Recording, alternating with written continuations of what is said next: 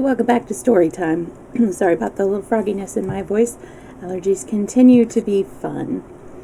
So we are finishing the Hound of the Baskervilles today, so it's going to be a bit of a longer stream than usual. The previous Baskerville streams had 5 chapters in each, and this one has 7, so it might be like half an hour more, maybe an hour, we will see. And depending on that, I might do a game stream afterwards, or I might not. It might just be like doing a couple of puzzles or something in Class Masquerade. And I did... Oh, hey, Swags! Who deserves the treat? Did you see the treats, by the way, I made for the people who cheer? They get like a little star-shaped treat. Well, Maestro and Snockings are both in my room, and poor Maestro saw me pouring the treats into the little container, so he was a bit disappointed he didn't get any. Snockings, by the way, is just sleeping. But you can give the treat to whomever. But yeah, I explained before yesterday's story time, I don't know if you heard or not, that well, actually probably Snockings. They both behaved pretty well, but when the guy... Oh, actually, no. Maestro was pretty brave today because we had some guy come and check out our garbage disposal, and Maestro didn't run into my room and hide in my windowsill. Hello, Knights. How are you doing? All right. Hey, Garel. Really quickly, I'm going to go grab Maestro, and we'll give him a treat, and we'll have a little kitty ASMR. So I will be right back. Hey, Maestro. Pants. Maestro. Hey, Fancy, come here. Maestro, where did you go?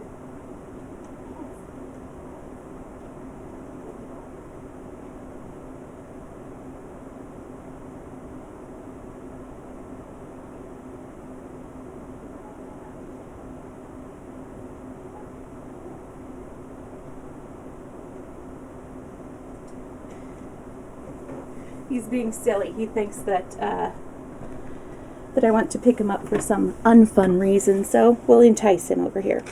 Maestro, come here. Yeah, come on. Hey, treats, right here.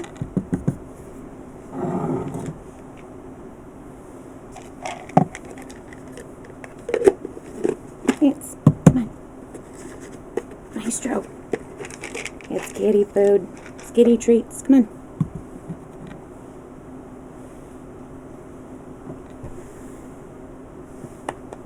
Come on.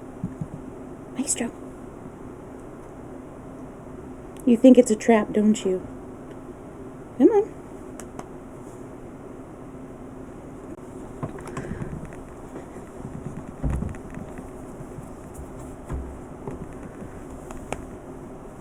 Oh, I'm sorry to hear that.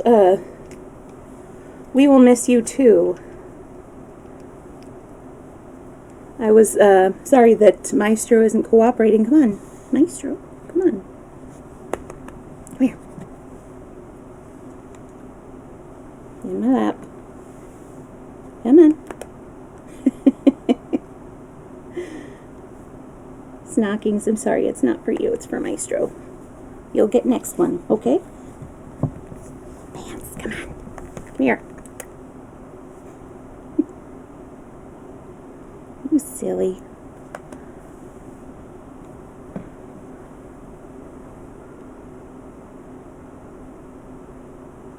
He is suspicious. Make sure there's one more. Come here. Yeah. Oh no, well, he still hasn't had it. He's playing suspicious right now. You'll get used to this. Come on.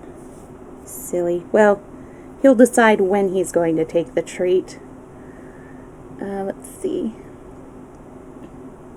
So yes, hello to Corel and Knights. I'm sorry that you couldn't stick around, but don't worry.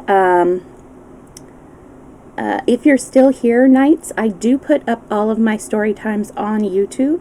So let me just give that right there.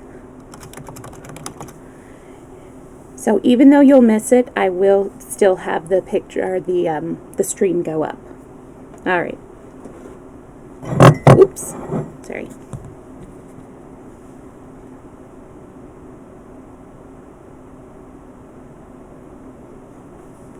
Okay, he was suspicious he didn't get up on the desk to get the treat, but I'm sure he'll get up on the desk later because I have pizza waiting for me up here. Anyways, I'm going to go ahead and get started. I will reply to chat and to any points, redeems, and stuff like that between chapters. But here we go with Chapter 10. Extract from the Diary of Dr. Watson.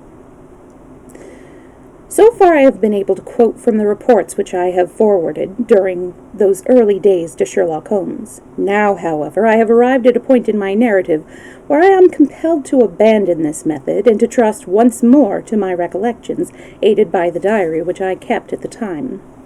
A few extracts from the latter will carry me on to those scenes which are indelibly fixed in every detail upon my memory. I proceed, then, from the morning which followed our abortive chase of the convict and our other strange experiences upon the moor. October 16th, a dull and foggy day with a drizzle of rain. The house is banked in with rolling clouds which rise now and then to show the dreary curves of the moor with thin silver veins upon the sides of the hills, and the distant boulders gleaming where the light strikes upon their wet faces. It is melancholy outside and in. The baronet is in a black reaction after the excitements of the night. I am conscious myself of a weight at my heart and a feeling of impending danger, ever-present danger, which is the more terrible because I am unable to define it. And have I not cause for such a feeling? Consider the long sequence of incidents which I have all pointed to some sinister influence which is at work around us. There is the death of the last occupant of the hall, fulfilling so exactly the conditions of the family legend, and there is the repeated reports from peasants of the appearance of a strange creature upon the moor. Twice I have with my own ears heard the sound which resembled the distant baying of a hound. It is incredible, impossible, that it should really be outside the ordinary laws of nature. A spectral hound which leaves material footmarks and fills the air with its howling is surely not to be thought of. Stapleton may fall in with such a superstition, and Mortimer also, but I have one quality upon earth that is common sense, and nothing will persuade me to believe in such a thing. To do so would be to descend to the level of those poor peasants who are not content with a mere fiend dog, but must needs describe him with hellfire shooting from his mouth and eyes. Holmes would not listen to such fancies, and I am his agent. But facts are facts, and I have twice heard this crying upon the moor. Suppose that there were really some huge hound loose upon it, that would go far to explain everything. But where could such a hound lie concealed? Where did it get its food? Where did it come from? And how was it that no one saw it by day? It must be confessed that the natural explanation offers almost as many difficulties as the other. And always, apart from the hound, there was the fact of the human agency in London, the man in the cab, the letter which warned Sir Henry against the moor. This at least was real, but it might have been the work of a protecting friend as easily as an enemy. Where was that friend or enemy now? Had he remained in London, or had he followed us down here? Could he be the stranger whom I had seen upon the Tor? It is true that I have had only the one glance at him, and yet there are some things to which I am ready to swear. He is no one whom I have seen down here, and I have now met all the neighbors. The figure was far taller than that of Stapleton, far thinner than that of Frankland. Barrymore it might possibly have been, but we had left him behind us, and I am certain that he could not have followed us. A stranger, then, is still dogging us, just as a stranger had dogged us in London. We have never shaken him off. If I could lay my hands upon that man, then at last we might find ourselves at the end of all of our difficulties. To this one purpose I must now devote all my energies. My first impulse was to tell Sir Henry all my plans. My second and wisest one is to play my own game and speak as little as possible to anyone. He is silent and distrait. His nerves have been strangely shaken by that sound upon the moor. I will say nothing to add to his anxieties, but I will take my own steps to attain my own end. We had a small scene this morning after breakfast. Barrymore asked leave to speak with Sir Henry, and they were closeted in his study some little time. Sitting in the billiard-room, I more than once heard the sound of voices raised, and I had a pretty good idea that the point was which was under discussion. The point was which was under discussion. Okay, yeah. After a time, the baronet opened his door and called for me. Barrymore considers that he has a grievance, he said. He thinks that it was unfair on our part to hunt his brother-in-law down when he, of his own free will, had told us the secret. The butler was standing, very pale but very collected, before us. "I may have spoken too warmly, sir," he said.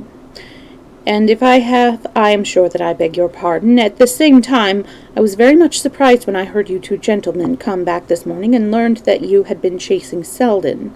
The poor fellow has enough to fight against without my putting more upon his track.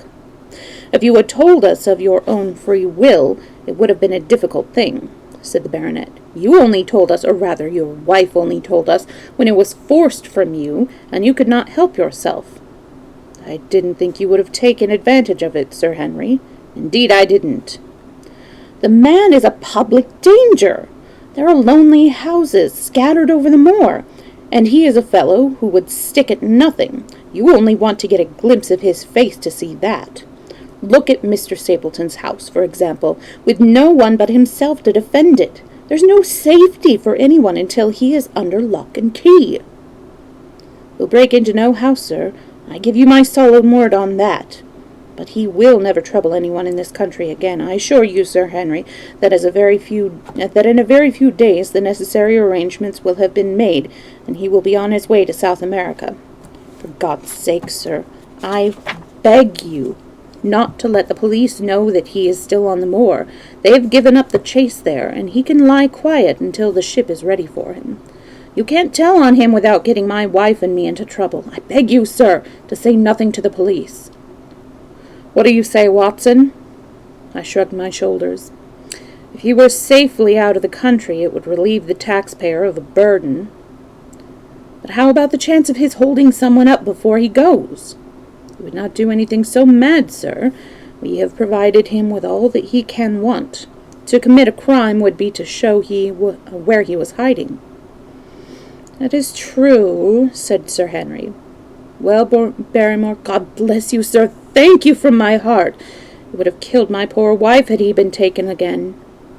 I guess we are aiding and abetting a felony, Watson. But after what we have heard, I don't feel as if I could give the man up, so there is an end to it. All right, Barrymore, you can go." With a few broken words of gratitude, the man turned, but he hesitated and then came back. "You've been so kind to us, sir, that I should like to do the best I can for you in return. I know something, Sir Henry, and perhaps I should have said it before, but it was long after the inquest that I found it out. I've never breathed a word about it yet to mortal man. It's about poor Sir Charles's death." The baronet and I were both upon our feet. "Do you know how he died?"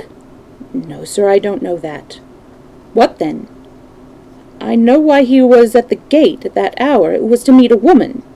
"To meet a woman? He?" "Yes, sir." "And the woman's name?" "I can't give you the name, sir, but I can give you the initials. Her initials were L.L." "How do you know this, Barrymore?" Well, Sir Henry, your uncle had a letter that morning. He had usually a great many letters, for he was a public man and well known for his kind heart, so that everyone who was in trouble was glad to turn to him. But that morning, as it chanced, there was only this one letter, so I took the more notice of it. It was from Coombe Tracy, and it was addressed in a woman's hand. Well? Well, sir, I thought no more of the matter, and never would have done had it not been for my wife. Only a few weeks ago she was cleaning out Sir Charles's study. It had never been touched since his death, and she found the ashes of a burned letter in the back of the grate. The greater part of it was charred to pieces, but one little slip, the end of a page, hung together, and the writing could still be read, though it was grey on a black ground.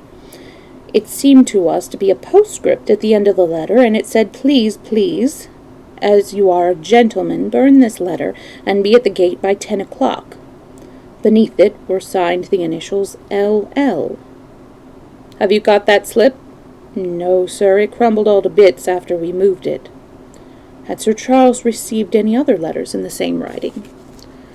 Well, sir, I took no particular notice of his letter. I should not have noticed this one, only it happened to come alone. And you have no idea who L.L. is? No, sir, no more than you have, but I expect if we could lay our hands upon that lady, we should know more about Sir Charles's death. I cannot understand, Barrymore, how you come to conceal this important information.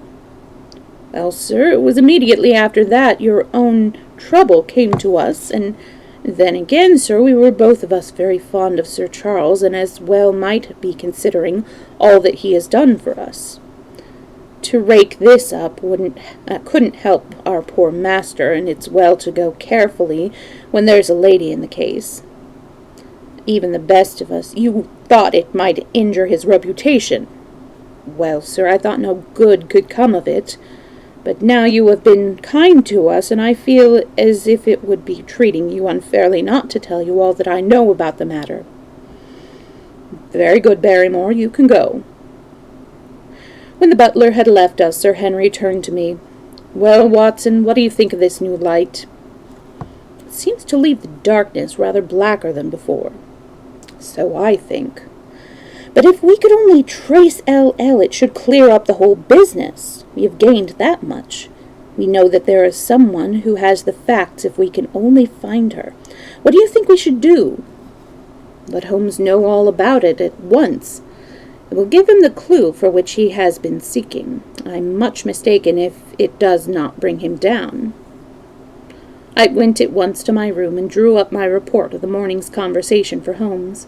It was evident to me that he had been very busy of late, for the notes which I had from Baker Street were few and short, with no comments upon the information which I had supplied, and hardly any reference to my mission.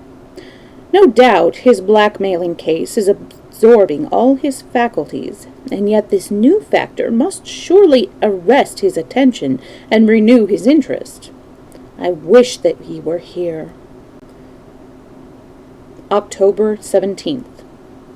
All day today the rain poured down, rustling on the ivy and dripping from the eaves. I thought of the convict out upon the bleak, cold, shelterless moor. Poor fellow! Whatever his crimes, he has suffered something to atone for them.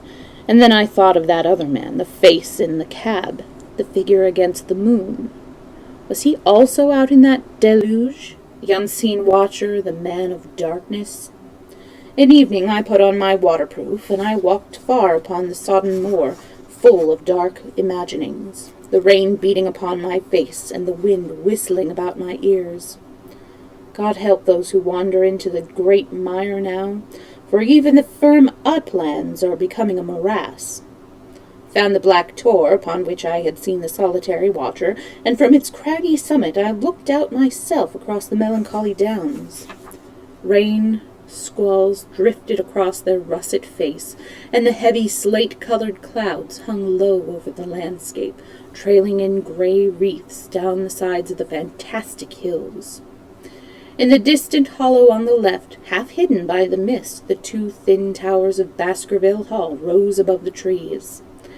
They were the only signs of human life which I could see, save only those prehistoric huts which lay thickly upon the slopes of the hills. Nowhere was there any trace of that lonely man whom I had seen on the same spot 2 nights before. As I walked back, I was overtaken by Dr. Mortimer, driving in his dog-cart over a rough moorland track which led from the outlying farmhouse of Foulmire. He has been very attentive to us, and hardly a day has passed that he has not called at the Hall to see how we are getting on. He insisted upon my climbing into his dog-cart, and he gave me a lift homewards. I found him much troubled over the disappearance of his little spaniel. It had wandered on to the moor, and had never come back. I gave him such consolation as I might, but I thought of the pony on the Grimpen Mire, and I do not fancy that he will see his dog again. "By the way, Mortimer," said I, as we jolted along the rough road, "I suppose there are few people living within driving distance of this whom you do not know?" "Well, hardly any, I think." Could you then tell me the name of any woman whose initials are L.L.? He thought for a few minutes. "No," said he. "There are a few gypsies and labouring folk for whom I can't answer, but among the farmers or gentry there is no one whose initials are those." "Wait a bit, though," he said after a pause. "There is Laura Lyons. Her initials are L.L., but she lives in Coombe Tracy." "Who is she?" I asked. "She's Franklin's daughter." "What? Old Franklin the Crank?" "Exactly. She married an artist named Lyons, who came sketching on the moor. He proved to be a blackguard and deserted her. The fault from that, I hear, may not have been entirely on one side. Her father refused to have nothing to do with her, because she had married without his consent, and perhaps for 1 or 2 other reasons as well. So between the old sinner and the young one, the girl has had a pretty bad time." "How does she live?" "Fancy old Franklin allows her a pittance, but it cannot be more, for his own affairs are considerably involved. Whatever she may have deserved, one could not allow her to go hopelessly to the end. Her story got about, and several of the people here did something to enable her to earn an honest living. Stapleton did for one, and Sir Charles for another. I gave a trifle myself. It was to set her up in a typewriting business." He wanted to know the object of my inquiries, but I managed to satisfy his curiosity without telling him too much, for there is no reason why we should take anyone into our confidence. "Tomorrow morning I shall find my way to Coombe Tracy, and if I can see this Mrs. Laura Lyons, of equivocal reputation, a long step will have been made towards clearing one incident in this chain of mysteries. I am certainly developing the wisdom of the serpent, for when Mortimer pressed his questions to an inconvenient extent, I asked him casually to what type Franklin's skull belonged, and so heard nothing but craniology for the rest of our drive. I have not lived for years with Sherlock Holmes for nothing. I have only one other incident to record upon this tempestuous and melancholy day. This was my conversation with Barrymore just now, which gives me one more strong card which I can play in due time. Mortimer had stayed to dinner, and he and the baronet played écarté afterwards. The butler brought me my coffee into the library, and I took the chance to ask him a few questions. "Well," said I, "has this precious relation of yours departed, or is he still lurking out yonder?" "I don't know, sir. I hope to heaven that he is gone, for he brought nothing but trouble here. I have not heard of him since I left out food for him last, and that was 3 days ago." "Did you see him then?" "No, sir, but the food was gone when next I went that way." "Then he was certainly there." "So you would think, sir, unless it was the other man who took it." I sat with my coffee cup halfway to my lips and stared at Barrymore. "You know that there is another man, then?" "Yes, sir, there is another man upon the moor." "Have you seen him?" "No, sir." "How do you know of him, then?" Selden told me of him, sir, a week ago or more. He's in hiding, too, but he's not a convict, so far as I can make out. I don't like it, Dr. Watson. I tell you straight, sir, that I don't like it." He spoke with a sudden passion of earnestness. "Now listen to me, Barrymore. I have no interest in this matter, but that of your master. I have come here with no object except to help him. Tell me frankly, what is it that you don't like?" Barrymore hesitated for a moment, as if he regretted his outburst, or found it difficult to express his own feelings in words. "It's all these goings-on, sir," he cried at last, waving his hand towards the rain-lashed window which faced the moor. "There's foul play somewhere, and there's black villainy brewing, so that I'll swear I'll swear. Very glad I should be, sir, to see Sir Henry on his way back to London again." "But what is it that alarms you? Look at Sir Charles's death. This was bad enough, for all that the coroner said. Look at the noises on the moor at night. There's not a man would cross it after sundown if he was paid for it. Look at this stranger hiding out yonder and watching and waiting. What's he waiting for? What does it mean? It means no good to anyone of the name of Baskerville, and very glad I shall be to be quit of it all on the day that Sir Henry's new servants are ready to take over the hall." "But about this stranger," said I. "Can you tell me anything about him? What did Selden say? Did he find out where he hid or what he was doing?" "He saw him once or twice, but he is a deep one and gives nothing away. At first he thought that he was the police, but soon he found that he had some lay of his own. A kind of gentleman he was, as far as he could see, but what he was doing he could not make out." "Where did he say that he lived?" "Among the old houses on the hillside, the stone huts where the old folk used to live." "But how about his food?" "Selden found out that he has got a lad who works for him and brings him all he needs. I dare say he goes to Coombe Tracy for what he wants." "Very good, Barrymore. We may talk further of this some other time." When the butler had gone, I walked over to the black window, and I looked through a blurred pane in the driving clouds and at the tossing outline of the wind-swept trees. It is a wild night indoors, and what must it be in a stone hut upon the moor? What passion of hatred can it be that leads a man to lurk in such a place at such a time? And what deep and earnest purpose can he have which calls for such a trial? There, in that hut upon the moor, seems to lie the very centre of that problem which has vexed me so sorely. I swore that another day shall not have passed before I have done all that that man can do to reach the heart of the mystery.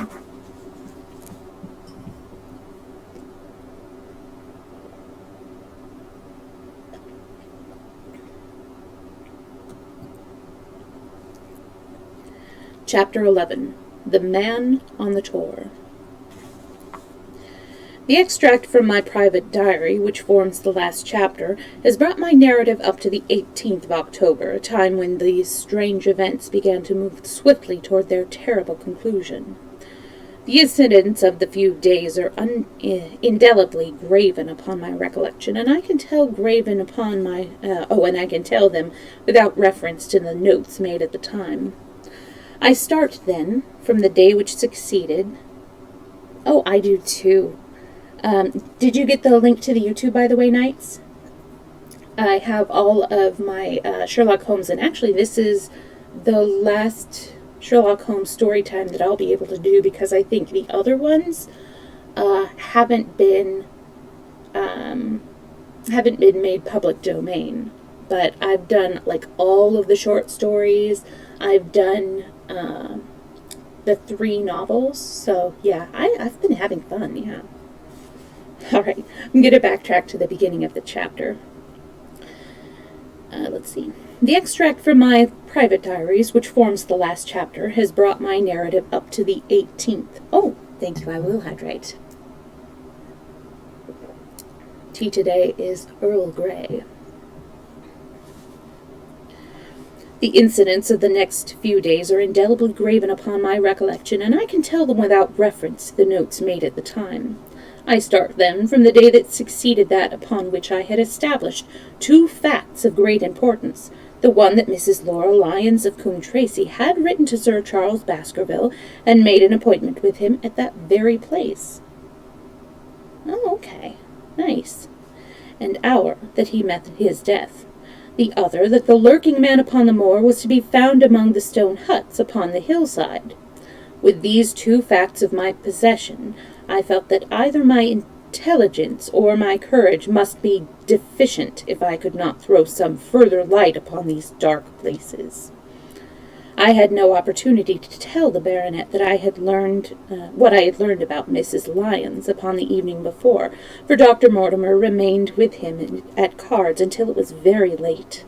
At breakfast, however, I informed him about my discovery and asked him whether he would care to accompany me to Coombe Tracy. At first he was very eager to come, but on second thought he seemed to both of us that if I went alone the result might be better. The more formal we made the visit, the less information we might obtain. I left Sir Henry behind, therefore, not without some prickings of conscience, and drove off upon my new quest. When I reached Coombe Tracy, I told Perkins to put up the horses, and I made inquiries for the lady whom I had come to interrogate. I had no difficulty in finding her rooms, which were central and well appointed. A maid showed me in without ceremony, and as I entered the sitting-room, a lady, who was sitting before a Remington typewriter, sprang up with a pleasant smile of welcome. Her face fell, however, when she saw that I was a stranger, and she sat down again and asked me the object of my visit. The first impression left by Mrs. Lyons was one of extreme beauty. Her eyes and hair were of the same rich hazel color, and her cheeks, though considerably freckled, were flushed with the exquisite bloom of the brunette, the dainty pink which lurks at the heart of the sulphur rose. Admiration was, I repeat, the first impression, but the second was criticism. There was something subtly wrong with the face, some coarseness of expression, some hardness, perhaps, of eye. Oh, thank you very much for the follow, Knights. I hope you enjoy your time in the Storytime crew.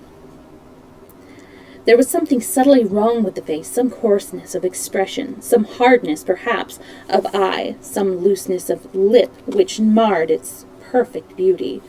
But these, of course, are afterthoughts. At the moment I was simply conscious that I was in the presence of a very handsome woman, and that she was asking me the reasons for my visit. I had not quite understood until that instant how delicate my mission was. I shall. I do love Earl Grey, it's so good. I have the pleasure, said I, of knowing your father. It was a clumsy introduction, and the lady made me feel it. There is nothing in common between my father and me, said she. I owe him nothing, and his friends are not mine. If it were not for the late Sir Charles Baskerville and some other kind hearts, I might have starved for all that my father cared. It was about the late Sir Charles Baskerville that I have come here to see you. The freckles started out on the lady's face. What can I tell you about him? She asked, and her fingers played nervously over the stops of her typewriter. You knew him, did you not? I have already said that I owe a great deal to his kindness. If I am able to support myself, it is largely due to the interest which he took in my unhappy situation. Did you correspond with him? The lady looked quickly up, with an angry gleam in her hazel eyes. What is the object of these questions? She asked sharply. The object is to avoid a public scandal. It is better that I should ask them here than that the matter should pass outside our control. She was silent, and her face was very pale. At last she looked up with something reckless and defiant in her manner. Well, I'll answer, she said. What are your questions? Did you correspond with Sir Charles? I certainly wrote to him once or twice to acknowledge his delicacy and his generosity.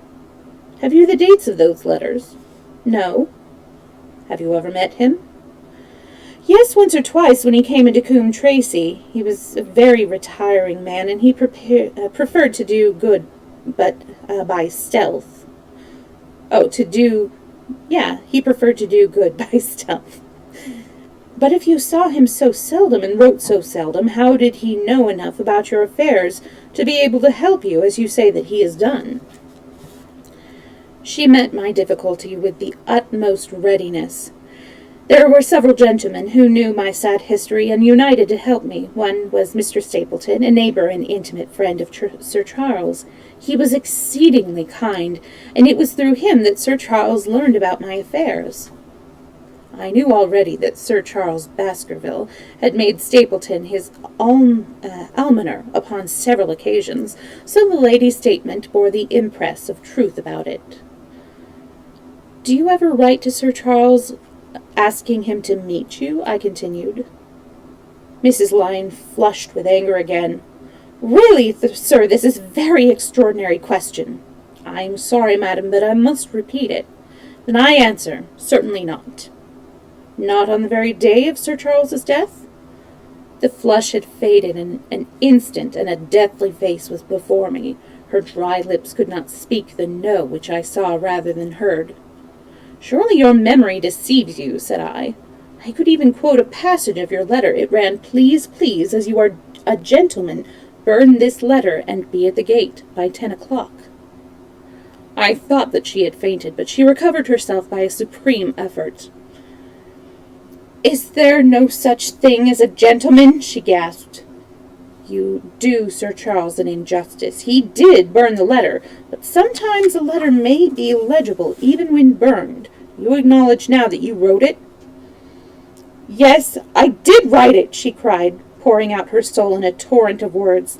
"I did write it. Why should I deny it? I have no reason to be ashamed of it. I wished him to help me. I believed that if I had an interview, I could gain his help, so I asked him to meet me." "But why at such an hour?" "Because I had only just learned that he was going to London next day and might be away for months. There were reasons why I could not get there earlier." "But why a rendezvous in the garden instead of a visit to the house?" "Do you think a woman could go alone at that hour to a bachelor's house?"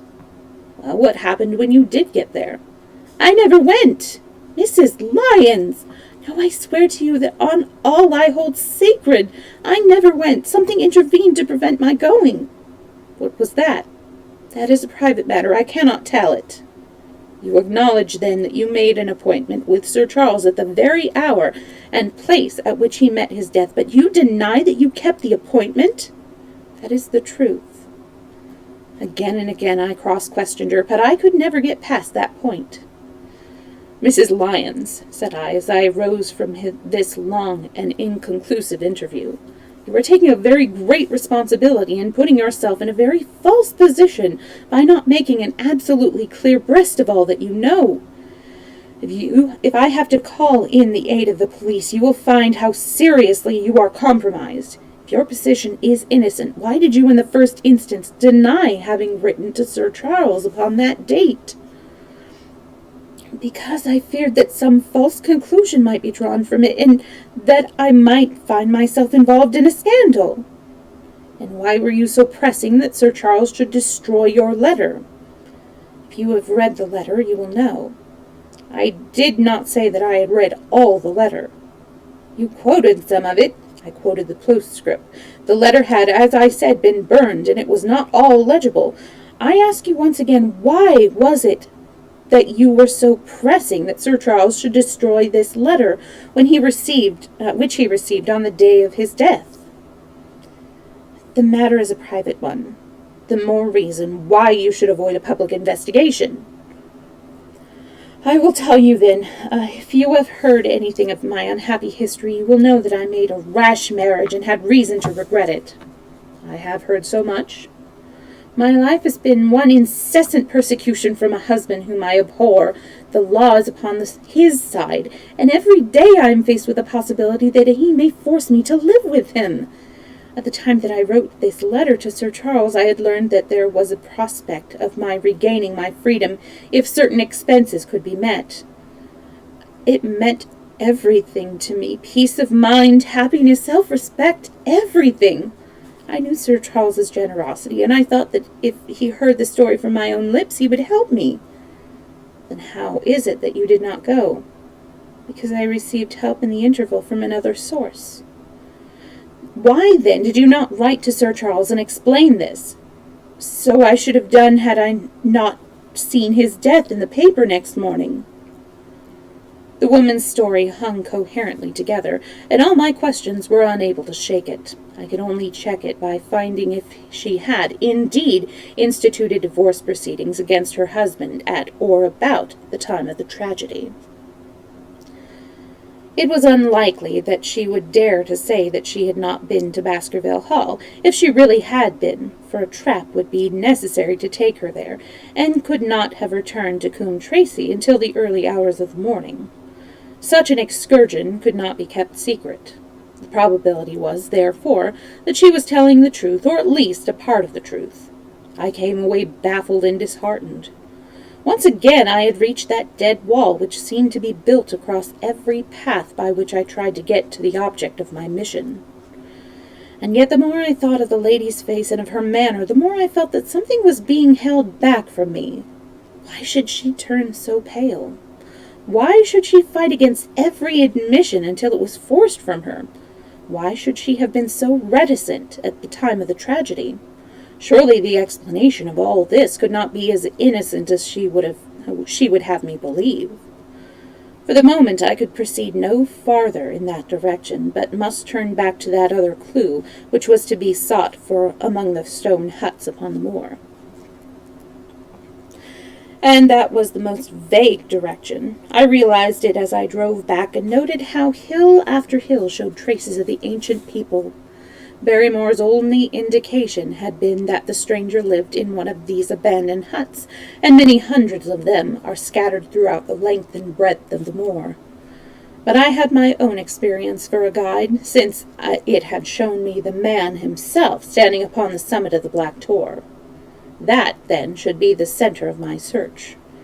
From there I should explore every hut upon the moor until I lighted upon the right one. If this man were inside it, I should find out from his own lips, at the point of my revolver, if necessary, who he was and why he had dogged us so long. He might slip away from us in the crowd of Regent Street, but it would puzzle him to do so upon the lonely moor. On the other hand, if I should find the hut and its tenant should not be within it, I must remain there, however long the vigil, until he returned. Holmes had missed him in London. It would indeed be a triumph for me if I could run him to earth where my master had failed.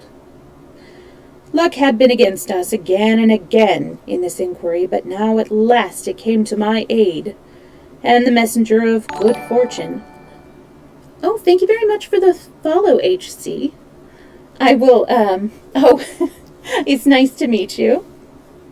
I will reply after the chapter, which I think is coming up. Luck had been against us again and again in this inquiry, but now at last it came to my aid, and the messenger of good fortune was none other than Mr. Frankland, who was standing grey-whiskered and red-faced outside the gate of his garden, which opened on to the high road along which I travelled.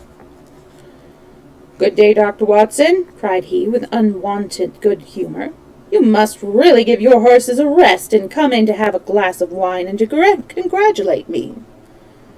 My feelings towards him were far from being friendly after what I had heard of his treatment of his daughter, but I was anxious to send Perkins and the wagonette home, and the opportunity was a good one. I alighted and sent a message to Sir Henry that I should walk over in time for dinner. Then I followed Frankland into his dining room. "It is a great day for me, sir, one of the red-letter days of my life," he cried with many chuckles. "I have brought off a double event. I mean to teach them in these parts that law is law, and that there is a man here who does not fear to invoke it. I have established a right of ways through the centre of old Middleton's Park, slap across it, sir, within 100 yards of his own front door. What do you think of that?" We'll teach those magnates that they cannot ride roughshod over the rights of the commoners, confound them. And I've closed the wood where the Fenworthy folk used to picnic. These infernal people seem to think that there are no rights of property, and that they can swarm where they like with their papers and their bottles. Both cases decided, Dr. Watson, and both in my favor. I haven't had such a day since I had Sir John Morland for trespass, because he shot in his own warren. How on earth did you do that? Look it up in the books, sir. It will repay reading. Franklin v. Morland, Court of Queen's Bench. It cost me £200, but I got my verdict. Did it do you any good?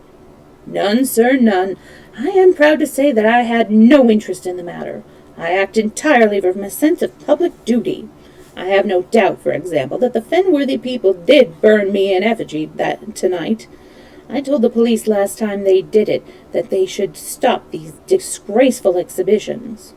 The country constabulary is in a scandalous state, sir, and it has not afforded me the protection to which I am entitled. The case of Franklin v. Regina will bring the matter before the attention of the public. I told them that they would have occasion to regret their treatment of me, and already my words have come true. How so? I asked. The old man put on a very knowing expression. Because I could tell them what they were dying to know, but nothing would induce me to help the rascals in any way. I had been casting around for some excuse by which I could get away from this gossip, but now I began to wish to hear more of it. I had seen enough of the contrary nature of the old sinner to understand that any strong sign of interest would be the surest way to stop his confidences. Some poaching case, no doubt, said I, with an indifferent manner. Ha, my boy, a very much more important matter than that. What about the convict on the moor? I started. You don't mean that you know where he is, said I. I may not know exactly where he is, but I am quite sure that I could help the police to lay their hands on him. Has it never struck you that the way to catch that man was to find out where he got his food and so trace it to him? He certainly seemed to be getting uncomfortably near the truth. No doubt, said I. But how do you know that he is anywhere upon the moor? I know it because I have seen with my own eyes the messenger who brings him his food. My heart sank for Barrymore. It was a serious thing to be in the power of this spiteful old busybody, but his next remark took a weight from my mind. You'll be surprised to hear that his food is taken to him by a child. I see him every day through my telescope upon the road. He passes along the same path at the same hour, and to whom should he be going except to the convict? Here was luck indeed, and yet I suppressed all appearance of interest. A child. Barrymore had said that our unknown was supplied by a boy. It was on his track, and not upon the convicts, that Franklin had stumbled. If I could get his knowledge, it might save me a long and weary hunt. But incredulity and indifference were evidently my strongest cards. I should say that it was much more likely that it was the son of one of the moorland shepherds taking out his father's dinner. The least appearance of opposition struck fire out of the old autocrat. His eyes looked malignantly at me, and his gray whiskers bristled like those of an angry cat. "Indeed, sir," said he, pointing out over the wide-stretching moor. "Do you see that black tor over yonder? Well, do you see the low hill beyond with a thorn bush upon it? It is the stoniest part of the whole moor. Is that a place where a shepherd would be likely to take his station? Your suggestion, sir, is a most absurd one." I meekly answered that I had spoken without knowing all the facts. My submission pleased him, and he led him to further confidences. You may be sure, sir, that I have very good grounds before I come to an opinion. I have seen the boy again and again with his bundle. Every day, and sometimes twice a day, I have been able Wait a minute, Dr. Watson. Do my eyes deceive me, or is there, at the present moment, something moving upon that hillside? It was several miles off, but I could distinctly see a small, dark dot against the dull green and gray. "Come, sir, come!" cried Franklin, rushing upstairs. "You will see with your own eyes and judge for yourself." The telescope, a formidable instrument mounted upon a tripod, stood upon the flat leads of the leads or leads? I think leads. Stood upon the flat leads of the house. Franklin clapped his eye to it and gave a cry of satisfaction. "Quick, Dr. Watson, quick, before he passes over the hill!" There he was, sure enough, a small urchin with a little bundle upon his shoulder, toiling slowly up the hill. When he reached the crest, I saw the ragged, uncouth figure outlined for an instant against the cold blue sky. He looked round him with a furtive and stealthy air, as one who dreads pursuit. Then he vanished over the moor. "Well, am I right?" "Certainly there is a boy who seems to have some secret errand. And what the errand is, even a country constable could guess. But not one word shall they have from me, and I bind you to secrecy also, Dr. Watson. Not a word, you understand?" "Just as you wish." "They have treated me shamefully, shamefully. When the facts came out in Franklin v. Virginia, I venture to think that a thrill of indignation will run through the country. Nothing would induce me to help the police in any way. For all they cared, it might have been me, instead of my effigy, to which those rascals burned at the stake. Surely you are not going? You will help me to empty the decanter in honor of this great occasion?" But I resisted all his solicitations, and succeeded in dissuading him from his announced intentions of walking home with me. I kept the road as long as his eye was on me, and when I struck off across the moor and made for the stony hills over which the boy had disappeared, everything was working in my favor, and I swore that it should not be through lack of energy or perseverance that I should miss the chance which fortune had thrown in my way. The sun was already sinking when I reached the summit of the hills, and the long slopes beneath me were all golden green on one side and gray shadow on the other. "Oh, have a good day." Thanks for joining us, Knight. Okay, and have a good day to you too, HC. I'll see you both later. And this video will be going up on YouTube in 24 hours, so you can look forward to that and hear the rest. Let's see. The sun was already sinking when I reached the summit of the hill, and the long slopes beneath me were all golden green on one side and gray shadow on the other. A haze lay low upon the farthest skyline, out of which jutted the fantastic shapes of Belliver and Vixen Tor. Over the wide expanse there was no sound and no movement. One great gray bird, a gull or curlew, soared aloft in the blue heaven. He and I seemed to be the only living things between the huge arch of the sky and the desert beneath us. The barren scene, the sense of loneliness, and the mystery and urgency of my task all struck a chill into my heart. The boy was nowhere to be seen, but down beneath me in a cleft of the hills there was a circle of the old stone huts, and in the middle of them there was one which retained sufficient roof to act as a screen against the weather.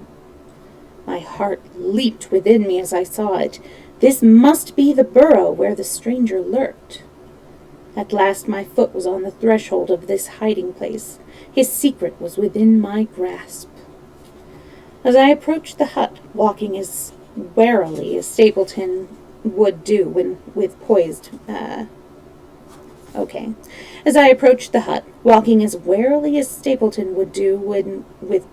net, he drew near the settled butterfly. I satisfied myself that the place had indeed been used as a habitation. A vague pathway among the boulders led to the dilapidated opening which served as a door. All was silent within. The unknown might be lurking there, or he might be prowling on the moor.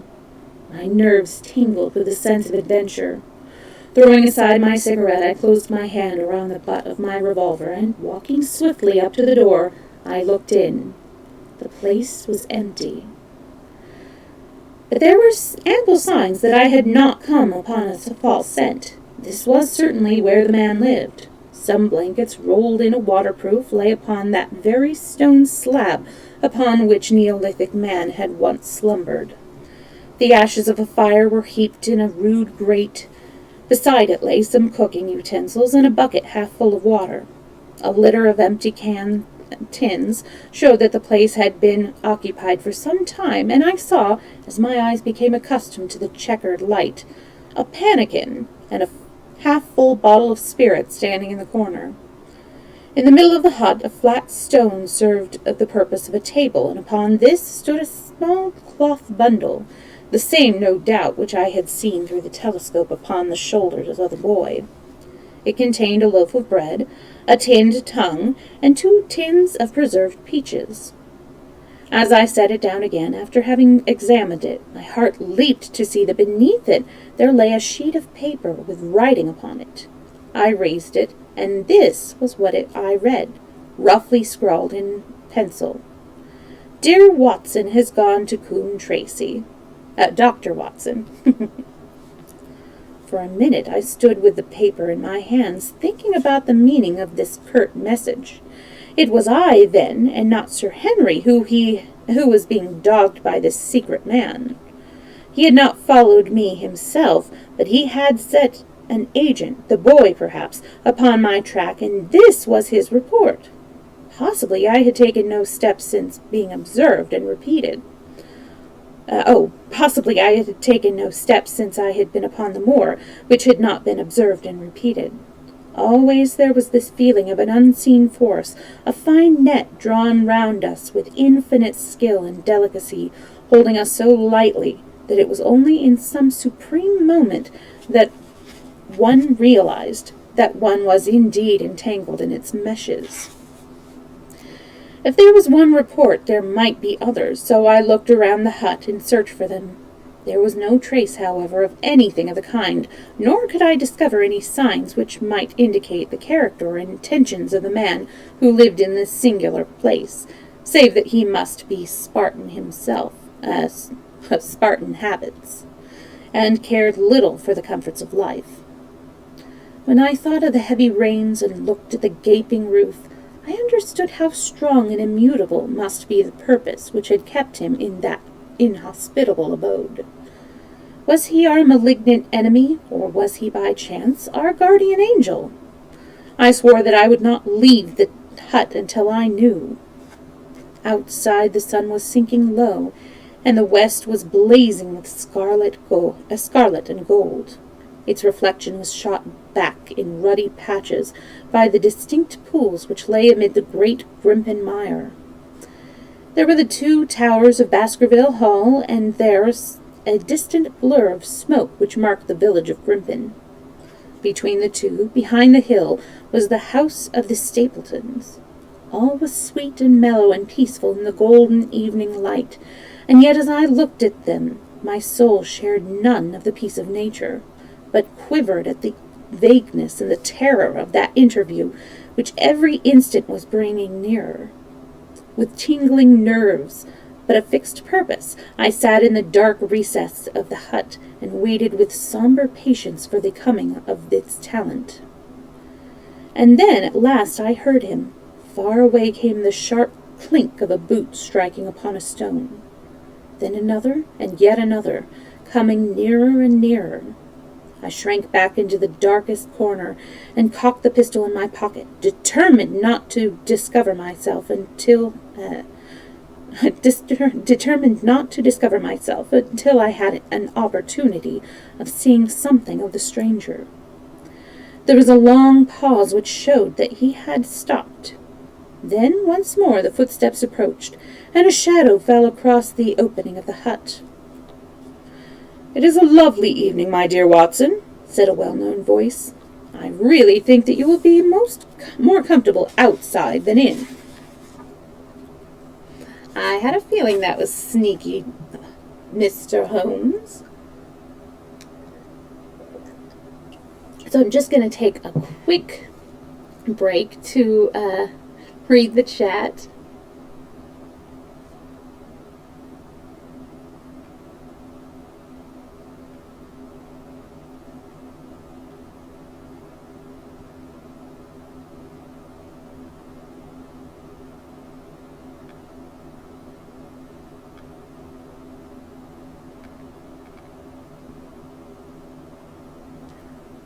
Alright, so I'm all caught up.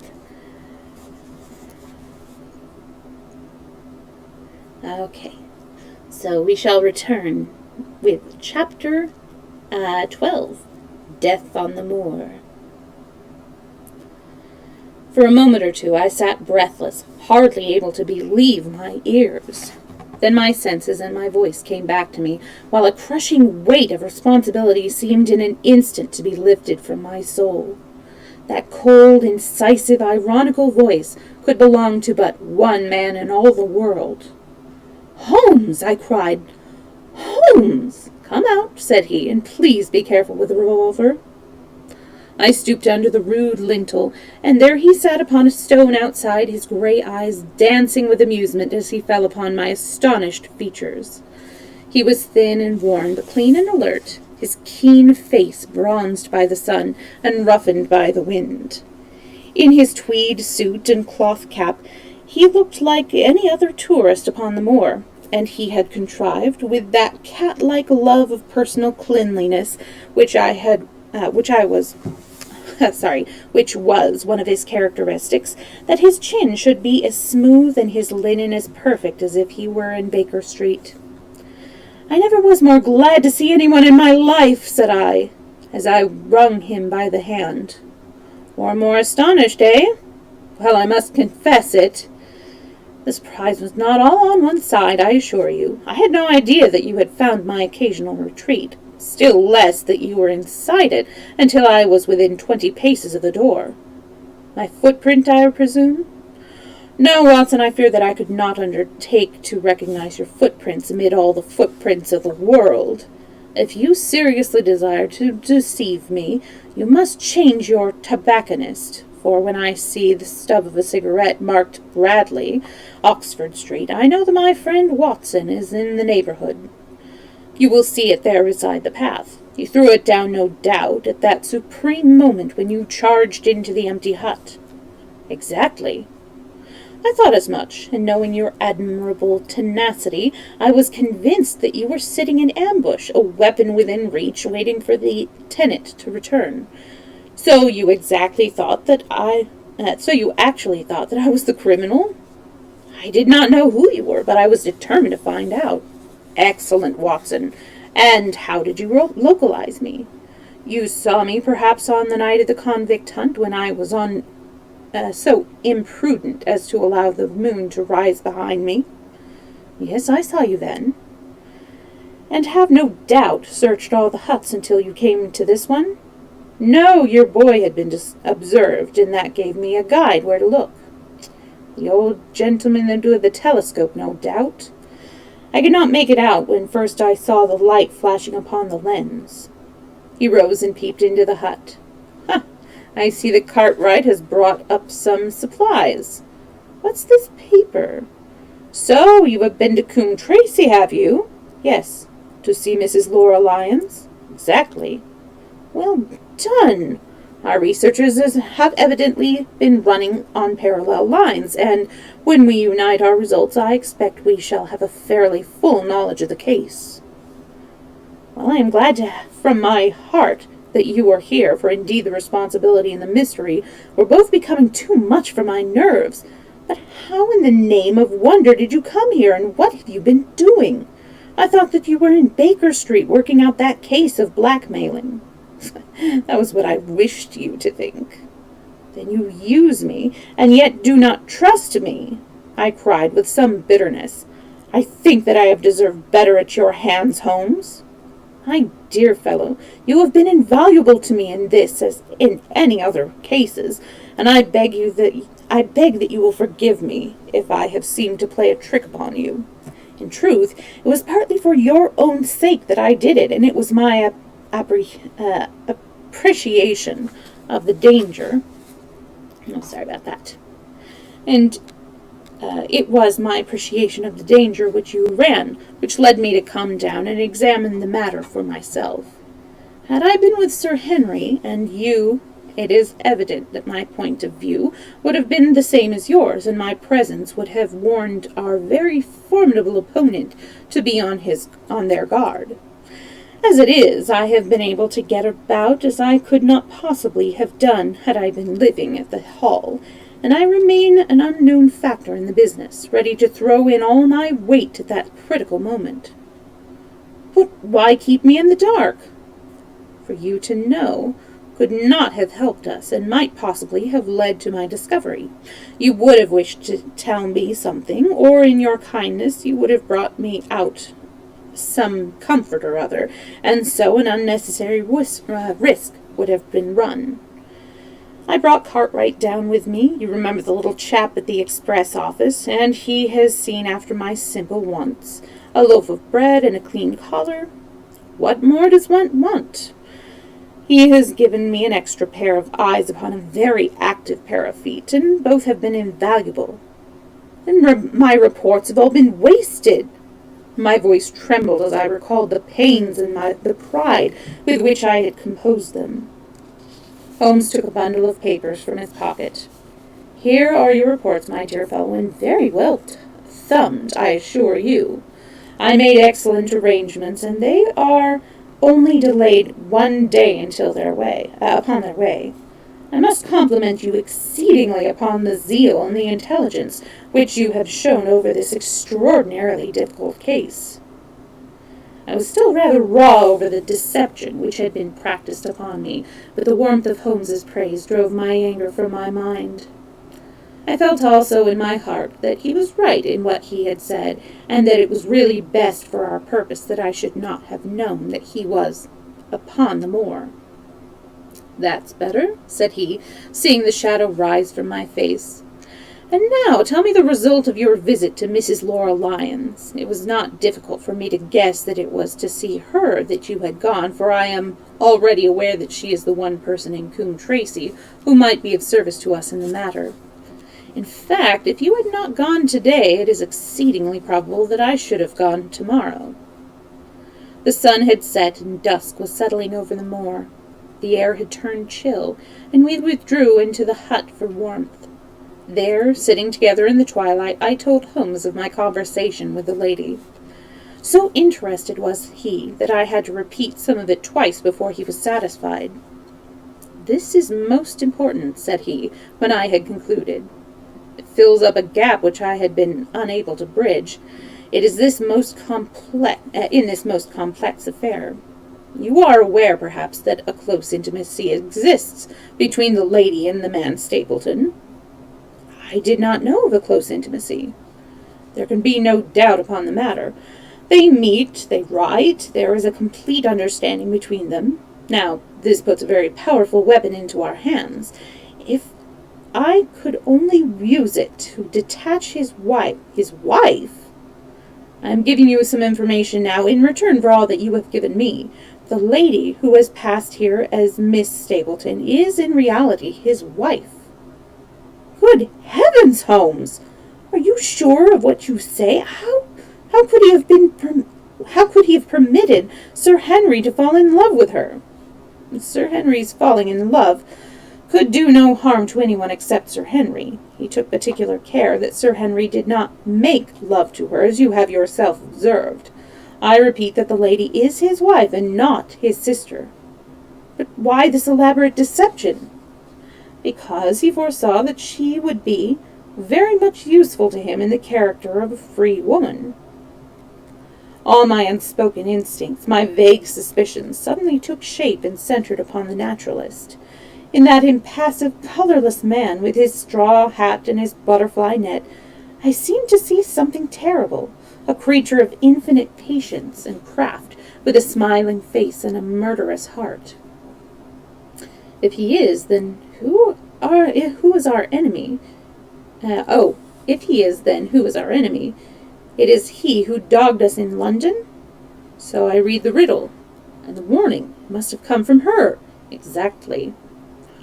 The shape of some monstrous villainy, half seen, half guessed, loomed through the darkness which had girt me so long.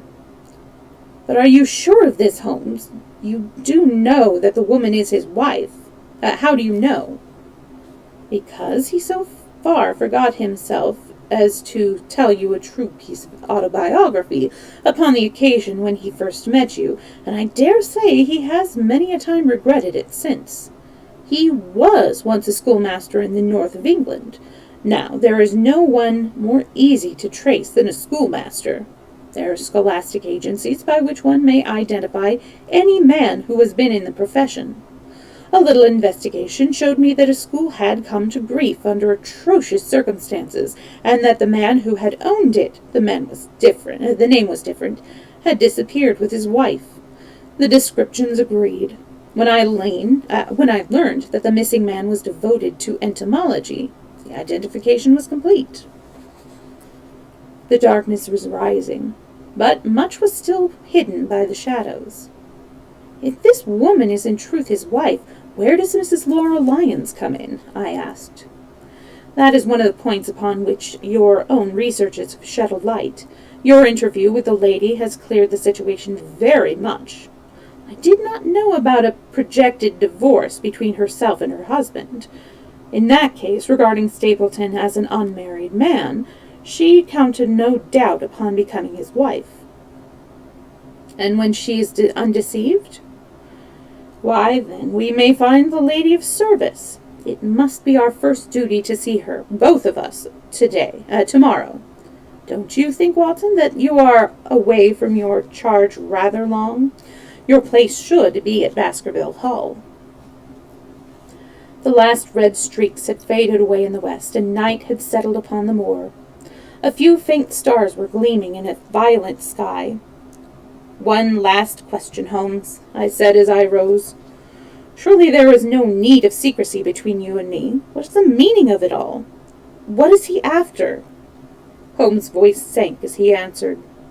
It is murder, Watson. Refined, cold-blooded, deliberate murder. Do not ask me for particulars. My nets are closing upon him, even as his are upon Sir Henry, and with your help he is already almost at my mercy. There is but one danger which can threaten us. It is that he should strike before we are ready to do so. Another day, 2 at the most, and I have my case complete, but until then, guard your charge as closely as ever a fond mother watched her ailing child. Your mission today has justified itself, and yet I could almost wish that you had not left his side. Hark! A terrible scream, a prolonged yell of horror and anguish burst out of the silence of the moor. That frightful cry turned the blood to ice in my veins. "Oh, my God!" I gasped. "What is it? What does it mean?" Holmes had sprung to his feet, and I saw his dark athletic outline at the door of the hut, his shoulders stooping, his head thrust forward, his face peering into the darkness. "Hush!" he whispered. "Hush!" The cry had been loud on account of its vehemence, but it had pealed out from somewhere far off on the shadowy plain. Now it burst upon our ears, nearer, louder, more urgent than before. "Where is it?" Holmes whispered, and I knew from the thrill in his voice that he, the man of iron, was shaken to the soul. "Where is it, Watson?" "There, I think," I pointed into the darkness. "No, there!" Again the agonized cry swept through the silent night, louder and much nearer than ever, and a new sound mingled with it, a deep, muttered rumble, musical and yet menacing, rising and falling like the low, constant murmur of the sea. "The hound!" cried Holmes. "Come, Watson, come! Great heavens, if we are too late!" He had started running swiftly over the moor, and I had followed at his heels. But now, from somewhere among the broken ground, immediately in front of us, there came one last despairing yell, and then a dull, heavy thud. We halted and listened. Not another sound broke the heavy silence of the windless night. I saw Holmes put his hand to his forehead like a man distracted. He stamped his feet upon the ground. "He's beaten us, Watson. We are too late." "No, no, surely not." Fool that I was to hold my hand. "And you, Watson, see what comes of abandoning your charge.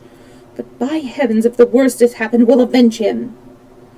Blindly we ran through the gloom, blundering against boulders, forcing our way through gorse bushes, panting up hills and rushing down slopes, heading always in the direction whence those dreadful sounds had come. At every rise Holmes looked eagerly round him, but the shadows were thick upon the moor, and nothing moved upon its dreary face.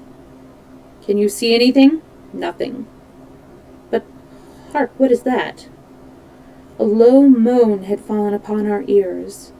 There it was again upon our left.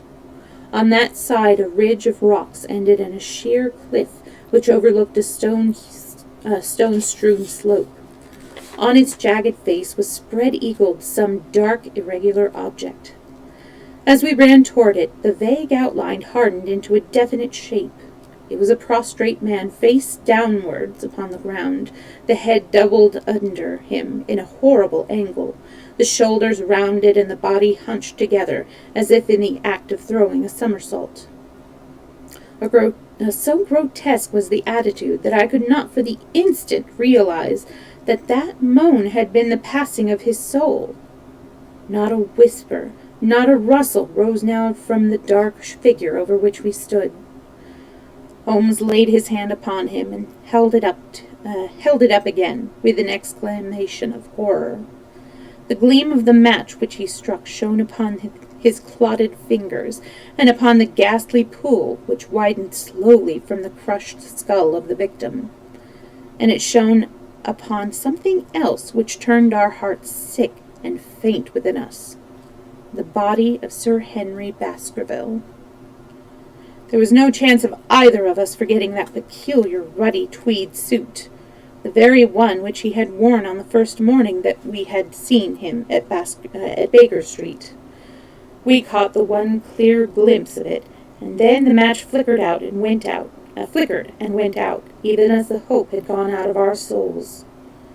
Holmes groaned, and his face glimmered white through the darkness. "The brute! The brute!" I cried with clenched hands. "Oh, Holmes, I shall never forgive myself for having left him to his fate." "I am more to blame than you, Watson. In order to have my case well rounded and complete, I have thrown away the life of my client. It is the greatest blow which has fallen me in my career. But how could I know, that he would risk his life alone upon the moor in the face of all my warnings? We should have heard his screams. My God, those screams! And yet have been unable to save him. Where is this brute of a hound which drove him to his death? It may be lurking among these rocks in this instant. And Stapleton, where is he? He shall answer for his deed." "He shall. I will see to that." Uncle and nephew had been murdered, and one frightened to death by the very sight of a beast which he thought to be supernatural, the other driven to his end in his wild flight to escape from it. But now we have to prove the connection between the man and the beast. Save from what we heard, we cannot even swear to the existence of the latter, since Sir Henry has evidently died from the fall. By heavens, cunning as he is, the fellow shall be in my power before another day is past. We stood with bitter hearts on either side of the mangled body, overwhelmed by his sudden and irrevocable disaster, which had brought all our long and weary labors to so piteous an end. Then, as the moon rose, we climbed to the top of the rocks over which our poor friend had fallen, and from the summit we gazed out over the shadowy moor, half silver and half gloom. Far away, miles off in the direction of Grimpen, a single steady yellow light was shining. It could only come from the lonely abode of the Stapletons. With a bitter curse, I shook my fist at it as I gazed. Why should we not seize him at once? Our case is not complete. The fellow was wary and cunning to the last degree. It is not what we know, but what we can prove. If we make one false move, the villain may escape us yet. What can we do? There will be plenty for us to do tomorrow. Tonight we can only perform the last offices to our poor friend. Together we made our way down the precipitous slope and approached the body, black and clear against the silvered stones. The agony of those contorted limbs struck me with a spasm of pain and blurred my eyes with tears. We must send for help, Holmes. We cannot carry him all the way to the hall. Good heavens, are you mad? He had uttered a cry and bent over the body.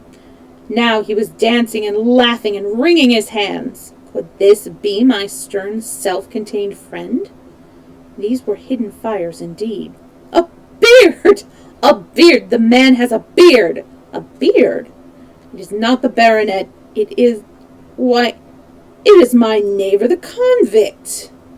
With feverish haste he had turned the body over, and that dripping beard was pointing up to the cold, clear moon. There could be no doubt about the beetling forehead, the sunken animal eyes. It was indeed the same face which had glared upon me in the light of the candle from over the rock, the face of Selden, the criminal. Then, in an instant, it was all clear to me. I remembered how the baronet had told me that he had handed his old wardrobe to Barrymore. Barrymore had passed it on in order to help Selden in his escape. Boots, shirt, cap, it was all Sir Henry's. The tragedy was still black enough, but this man had at least deserved death by the laws of his country.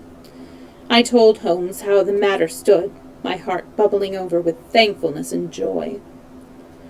Then the clothes have been the poor fellow's death, said he.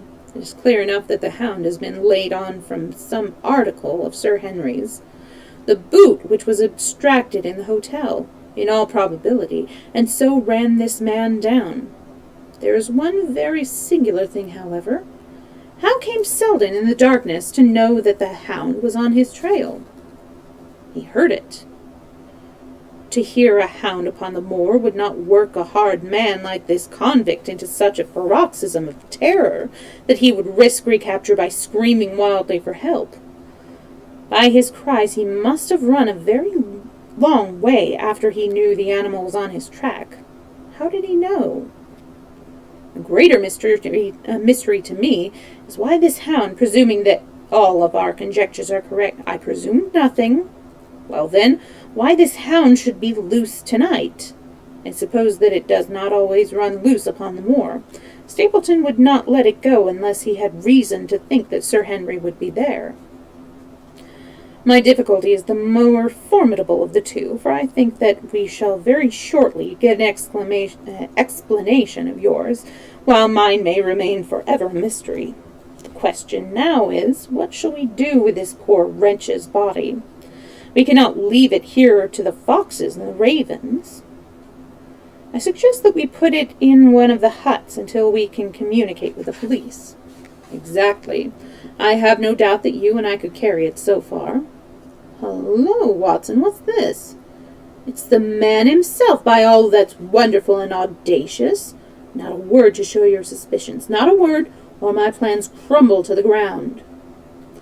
A figure was approaching over the moor, and I saw the dull red glow of a cigar. The moon shone upon him, and I could distinguish the dapper shape and jaunty walk of the naturalist. He stopped when he saw us, and then came on again. Why, Dr. Watson, that's not you, is it? You were the last man that I should have expected to see out on the moor at this time of night. But dear me, what's this? Somebody hurt? No. Don't tell me that it is our friend Sir Henry. He hurried past me and stooped over the dead man. I heard a sharp intake of his breath, and the cigar fell from his fingers. Who's this? He stammered. It is Selden, the man who escaped from Princeton. Stapleton turned a ghastly face upon us, but by a supreme effort he had overcome his amazement and his disappointment. He looked sharply from Holmes to me. Dear me, what a very shocking affair! How did he die? He appears to have broken his neck by falling over these rocks. My friend and I were strolling on the moor when we heard a cry. I heard a cry also. That was what brought me out. I was uneasy about Sir Henry. Why about Sir Henry in particular? I could not help but asking. Because I had suggested that he should come over. When he did not come, I was surprised, and I naturally became alarmed for his safety when I heard cries upon the moor. By the way, his eyes darted again from my face to Holmes. Did you hear anything else besides a cry? No, said Holmes. Did you? No. What do you mean, then? Oh, you know the stories that the peasants tell about the phantom hound and so on. It is said to be heard at night upon the moor. I was wondering if there were any evidence of such a sound tonight. We heard nothing of the kind, said I. And what is your theory of this poor fellow's death? I have no doubt that anxiety and exposure had driven him off his head. He has rushed about the moor in a crazy state and eventually fallen over here and broken his neck. That seems the most reasonable theory, said Stapleton, and he gave a sigh which I took to indicate his relief. What do you think about it, Mr. Sherlock Holmes? My friend bowed his compliments. You are quick at identification, said he. We have been expecting you in these parts since Dr. Watson came down. You are in time to see a tragedy. Yes, indeed. I have no doubt that my friend's explanation will cover the facts. I will take an unpleasant remembrance back to London with me tomorrow. Oh, you return tomorrow? That is my intention. I hope your visit has cast some light upon these occurrences which have puzzled us. Holmes shrugged his shoulders. One cannot always have the success for which one hopes. An investigator needs facts and not legends or rumors. It has not been a satisfactory case. My friend spoke in his frankest and most unconcerned manner. Stapleton still looked hard at him. Then he turned to me. I would suggest carrying this poor fellow to my house, but it would give my sister such a fright that I do not feel justified in doing it. I think that if we could put something over his face, he will be safe until morning. And so it was arranged. Resisting Stapleton's offer of hospitality, Holmes and I set off to Baskerville Hall, leaving the naturalist to return alone. Looking back, we saw the figure moving slowly away over the broad moor, and behind him that one black smudge on the silvered slope which showed where the man was lying who had come so horribly to his end. We're at close grips at last, said Holmes, as we walked together across the moor. What a nerve the fellow has! How he pulled himself together in the face of what must have been a paralyzing shock when he found that the wrong man had fallen a victim to his plot. I told you in London, Watson, and I tell you now again, that we have never had a foreman more worthy of our steel. A foeman, sorry, not a foreman. I'm sorry that he has seen you. And so was I at first, but there was no getting out of it. What effect do you think it will have upon his plans, now that he knows you are here? It may cause him to be more cautious, or it may drive him to desperate measures at once. Like most clever criminals, he may be too confident in his own cleverness, and imagine that he has completely deceived us. Why should we not arrest him at once? My dear Watson, you were born to be a man of action. Your instinct is always to do something energetic. But supposing, for argument's sake, that we had him arrested tonight, what on earth the better off should we be for that? We could prove nothing against him. There's the devilish cunning of it.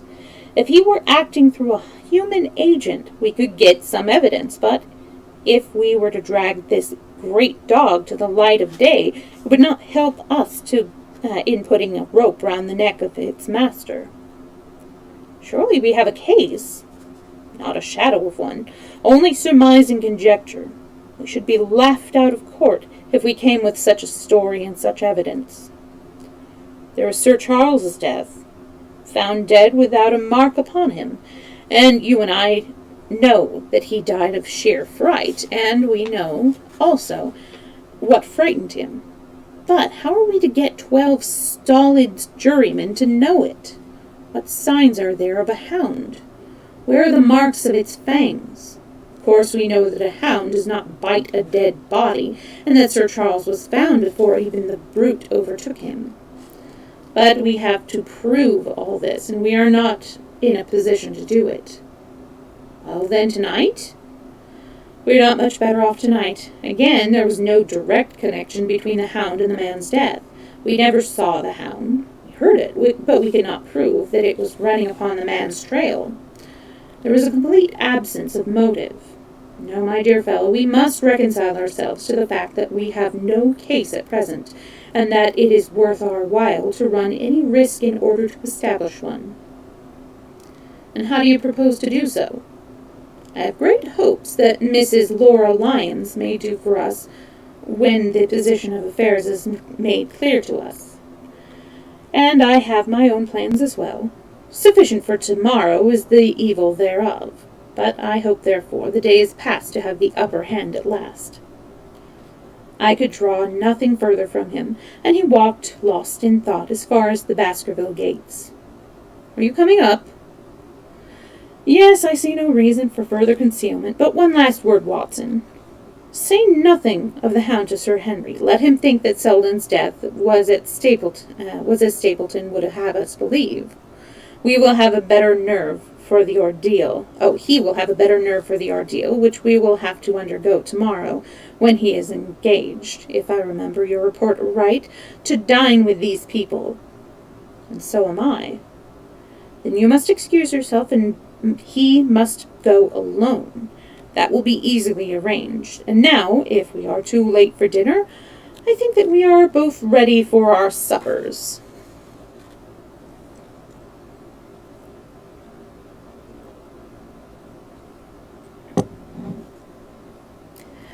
Chapter 13. Ooh, lucky number 13. Fixing the nets. Sir Henry was more pleased than surprised to see Sherlock Holmes, for he had for some days been expecting that recent events would bring him down from London.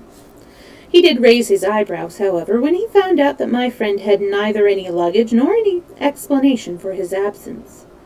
Between us, we soon supplied his wants, and then over a belated supper we explained to the baronet as much of our experience as it seemed desirable that he should know. But first I had the unpleasant duty of breaking the news of Selden's death to Barrymore and his wife. To him it may have been an unmitigated relief, but she wept bitterly in her apron. To all the world he was the man of violence, half animal and half demon, but to her he always remained the little wilful boy of her own girlhood, the child who had clung to her hand. Evil indeed is the man who has not one woman to mourn him. I have been moping in the house all day since Watson went off in the morning, said the baronet. I guess I should have some credit, for I have kept my promise. If I hadn't sworn not to go out alone, I might have had a more lively evening, for I had a message from Stapleton asking me over there. I have no doubt that you would have had a more lively evening, said Holmes, dryly. By the way, I don't suppose you appreciate that we have been mourning over you as having broken your neck. Sir Henry opened his eyes. How was that? This poor wretch was dressed in your clothes. I fear your servant who gave them to him may get into trouble with the police. That is unlikely. There was no mark on any of them, as far as I know. That's lucky for him. In fact, it's lucky for all of you, since we are all on the wrong side of the law in this matter. I am not sure that, as a conscientious detective, my first duty is not to arrest the whole household. Watson's reports are most incriminating documents. But how about the case? Asked the baronet. Have you made anything out of the tangle? I don't know that Watson and I are much the wiser since we came down. I think that I shall be in a position to make the situation rather more clear to you before long. It has been an exceedingly difficult and most complicated business. There are several points upon which we still want light, but it is coming all the same. We've had one experience, as Watson has no doubt told you. We heard the hound on the moor, so I can swear that it is not all empty superstition. I had something to do with dogs when I was out west, and I know one when I hear one. If you can muzzle that one and put him on a chain, I'll be ready to swear you are the greatest detective of all time." "I think I will muzzle him and chain him all right if you will give me your help." "Whatever you tell me to do, I will do." "Very good. And I will ask you also to do it blindly, without always asking the reason. Just as you like. If you will do this, I think the chances are that our little problem will soon be solved. I have no doubt." He stopped suddenly and stared fixedly up over my head into the air. The lamp beat upon his face, and so intent was it, and so still, that it might have been that of a clear-cut classical statue, a personification of alertness and expectation. "What is it?" we both cried. I could see as he looked down that he was repressing some internal emotion. His features were still composed, but his eyes shone with amused exultation.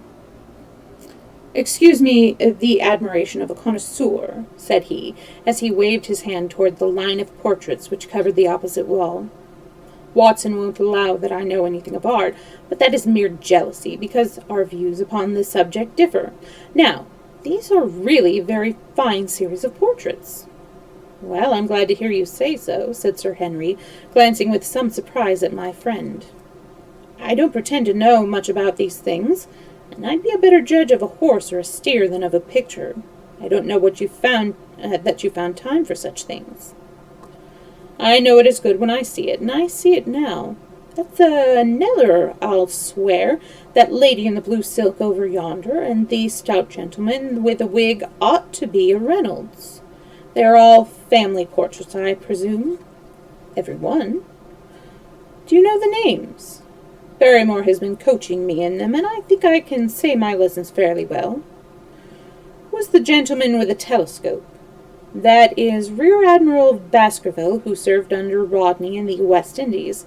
The man with the blue coat and the roll of paper is Sir William Baskerville, who was chairman of committees of the House of Commons under Pitt."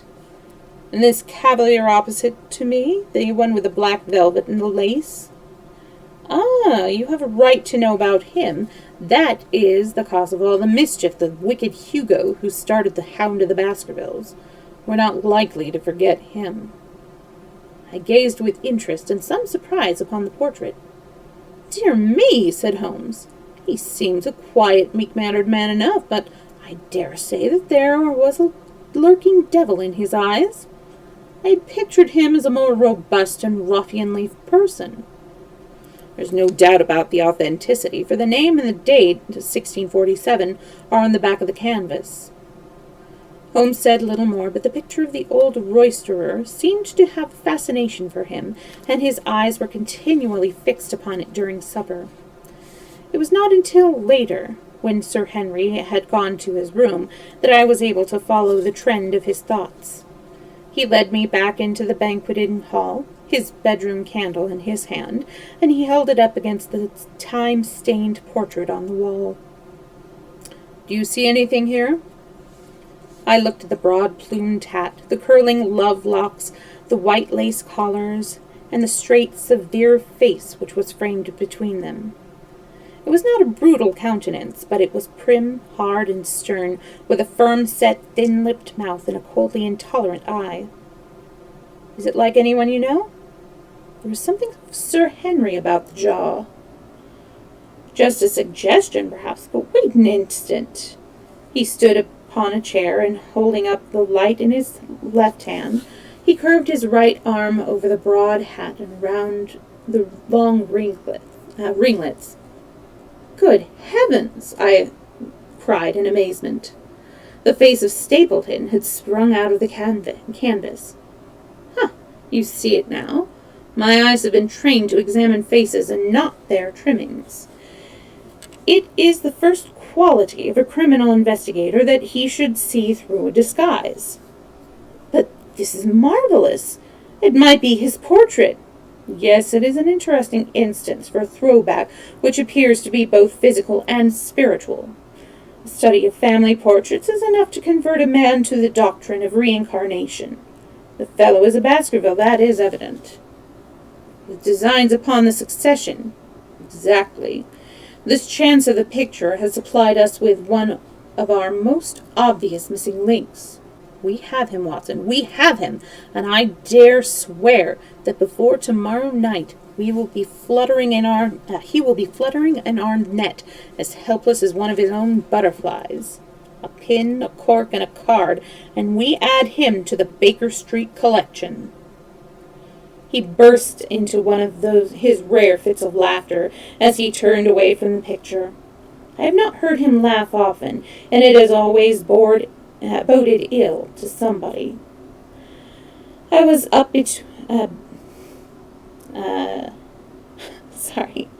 up betimes in the morning, but Holmes was afoot earlier still, for I saw him as I dressed coming up the drive.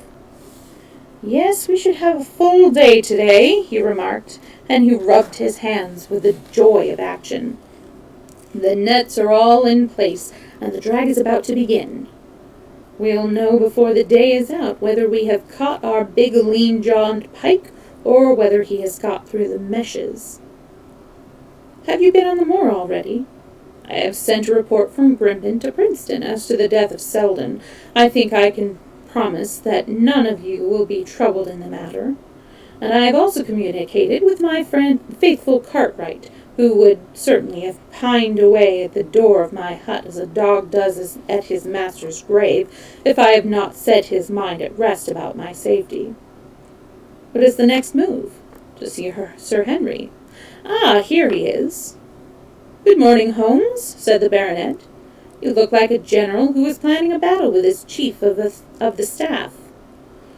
That is the exact situation. Watson was asking for orders. And so do I. Very good. You are engaged, as I understand, to dine with our friends the Stapletons tonight. I hope that you will come also. They are very hospitable people, and I am sure that they would be very glad to see you. I fear that Watson and I must go to London. To London? Yes, I think we should be more useful there at the present juncture. The baronet's face perceptibly lengthened. I hope that you are going to see me through this business. The hall and the moor are not very pleasant places when one is alone. My dear fellow, you must trust me implicitly and do exactly what I tell you. You can tell your friends that we should have been happy to have come with you, but that urgent business requires us to be in town. We hope very soon to return to Devonshire. Will you remember to give them that message, if you insist upon it? There is no alternative, I assure you. I saw by the baronet's clouded brow that he was deeply hurt by what he regarded as our desertion. When do you desire to go? He asked coldly.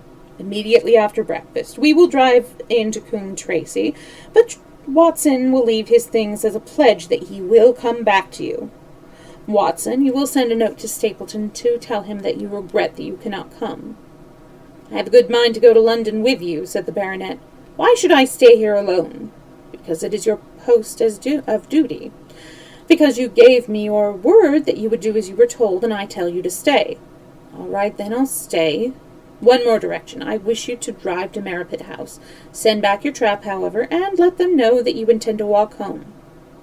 To walk across the moor? Yes. But that is the very thing which you have so often cautioned me not to do.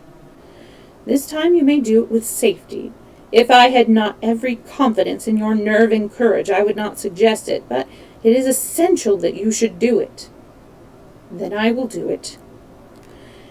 And as you value your life, do not go across the moor in any direction save among the straight path which leads from Merripit House to the Grimpen Road, and is your natural way home. I will do just as you say. Very good. I should be glad to get away as soon after breakfast as possible, so as to reach London in the afternoon.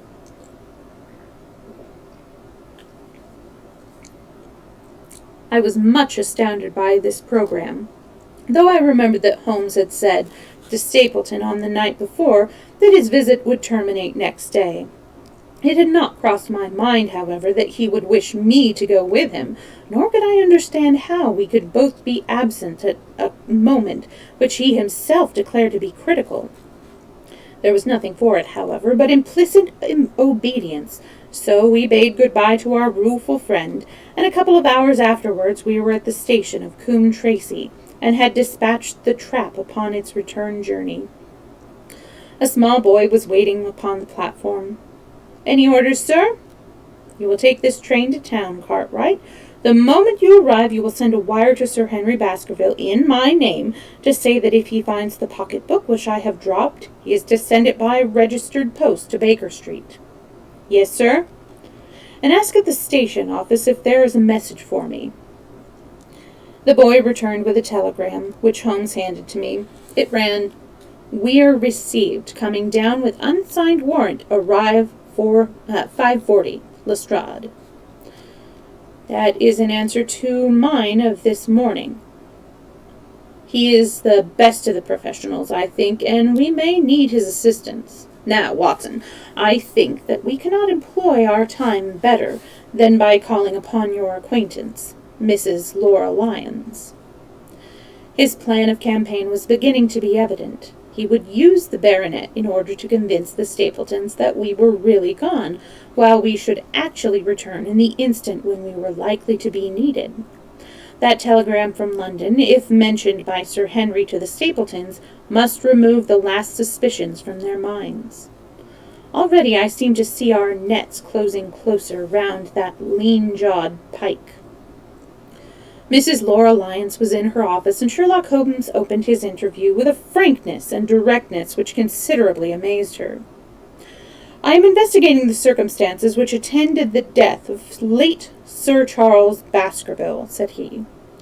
"My friend here, Dr. Watson, has informed me that you have communicated, and also what you have withheld in connection with that matter."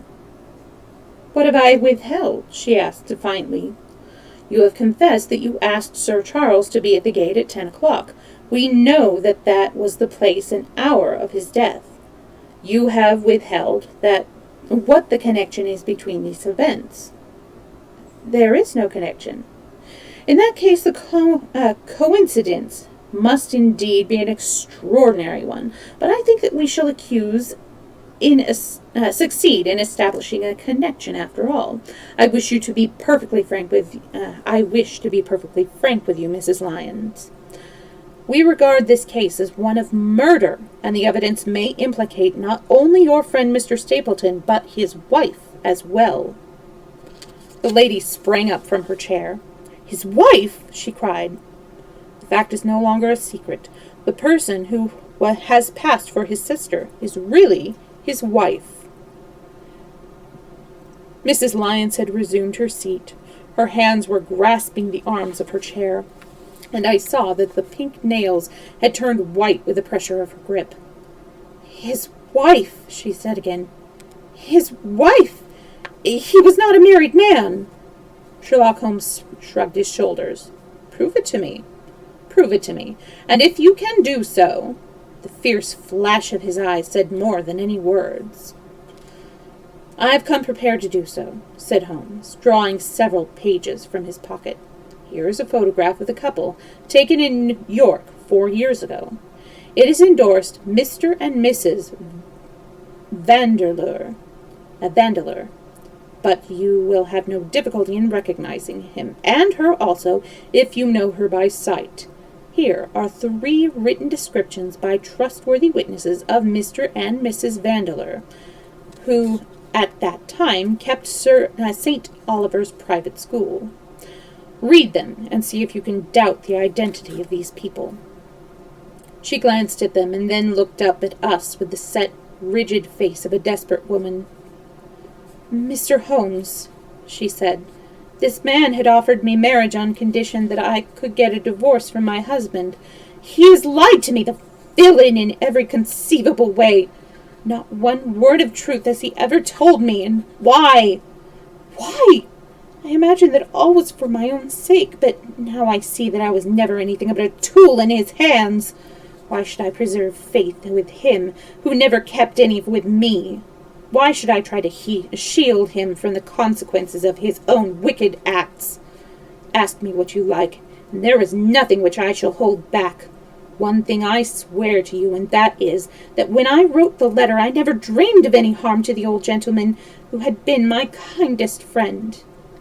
"I entirely believe you, madam," said Sherlock Holmes. "The recital of these events must be very painful to you, and perhaps it will make it easier if I tell you what happened, and you can check me if I make any material mistake. The sending of this letter was suggested to you by Stapleton. He dictated it. I presume that the reason he gave was that you would receive help from Sir Charles for the legal expenses connected with your divorce." "Exactly. And then after you had sent the letter, he dissuaded you from keeping the appointment. He told me that it would hurt his self-respect that any other man should find the money for such an object, and that though he was a poor man himself, he would devote his last penny to remove the obstacles which divided us." I apologize for my phone buzzing. "He appeared to be a very consistent character, and then he heard nothing until you read the reports of the death in the paper." "No." "And he made you swear to say nothing about your appointment with Sir Charles." "He did. He said that the death was a very mysterious one, that I should certainly be suspected if the facts came out. He frightened me into remaining silent." "Quite so. But you had your suspicions?" She hesitated and looked down. "I knew him," she said. "But if he had kept faith with me, I should always have done so with him." "I think that on the whole you have had a fortunate escape," said Sherlock Holmes. "You have had him in your power, and he knew it, and yet you are alive. You have been walking for some months very near to the edge of a precipice. We must wish you good morning now, Miss Lyons, and it is probable that you will very shortly hear from us again. Our case becomes rounded off and difficulty after difficulty thins away in front of us," said Holmes as he stood waiting for the arrival of the express from town.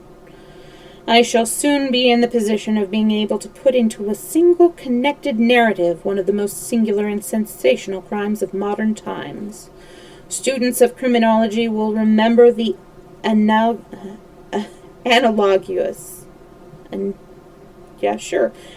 analogous? Yeah, whatever.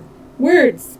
Incidences in Grodno, in Little Russia, in the year 66, and of course there are the Anderson murders in North Carolina, but this case possesses some features which are entirely its own. Even now we have no clear case against this very wily man, but I shall be very much surprised if it is not clear enough before we go to bed this night." The London Express came roaring into the station, and a small, wiry bulldog of a man had sprung from a first-class carriage. We all three shook hands, and I saw at once from the reverential way in which Lestrade gazed at my companion that he had learned a good deal since the days when we had first worked together. I could well remember the scorn which the theories of the reasoner used then to excite in the practical man. "Anything good?" he asked. "The biggest thing for years," said Holmes. "We have 2 hours before we need think of starting. I think we might employ it in getting some dinner, and then, Lestrade, we will take the London fog out of your throat by giving you a breath of pure night air of Dartmoor. Never been there? Ah, well, I don't suppose you will forget your first visit." Really quickly checking Discord.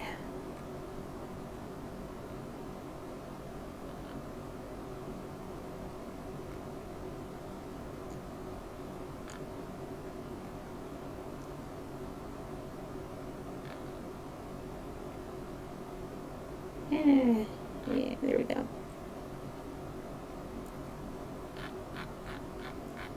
Okay, there we go. I just wanted to check on some things.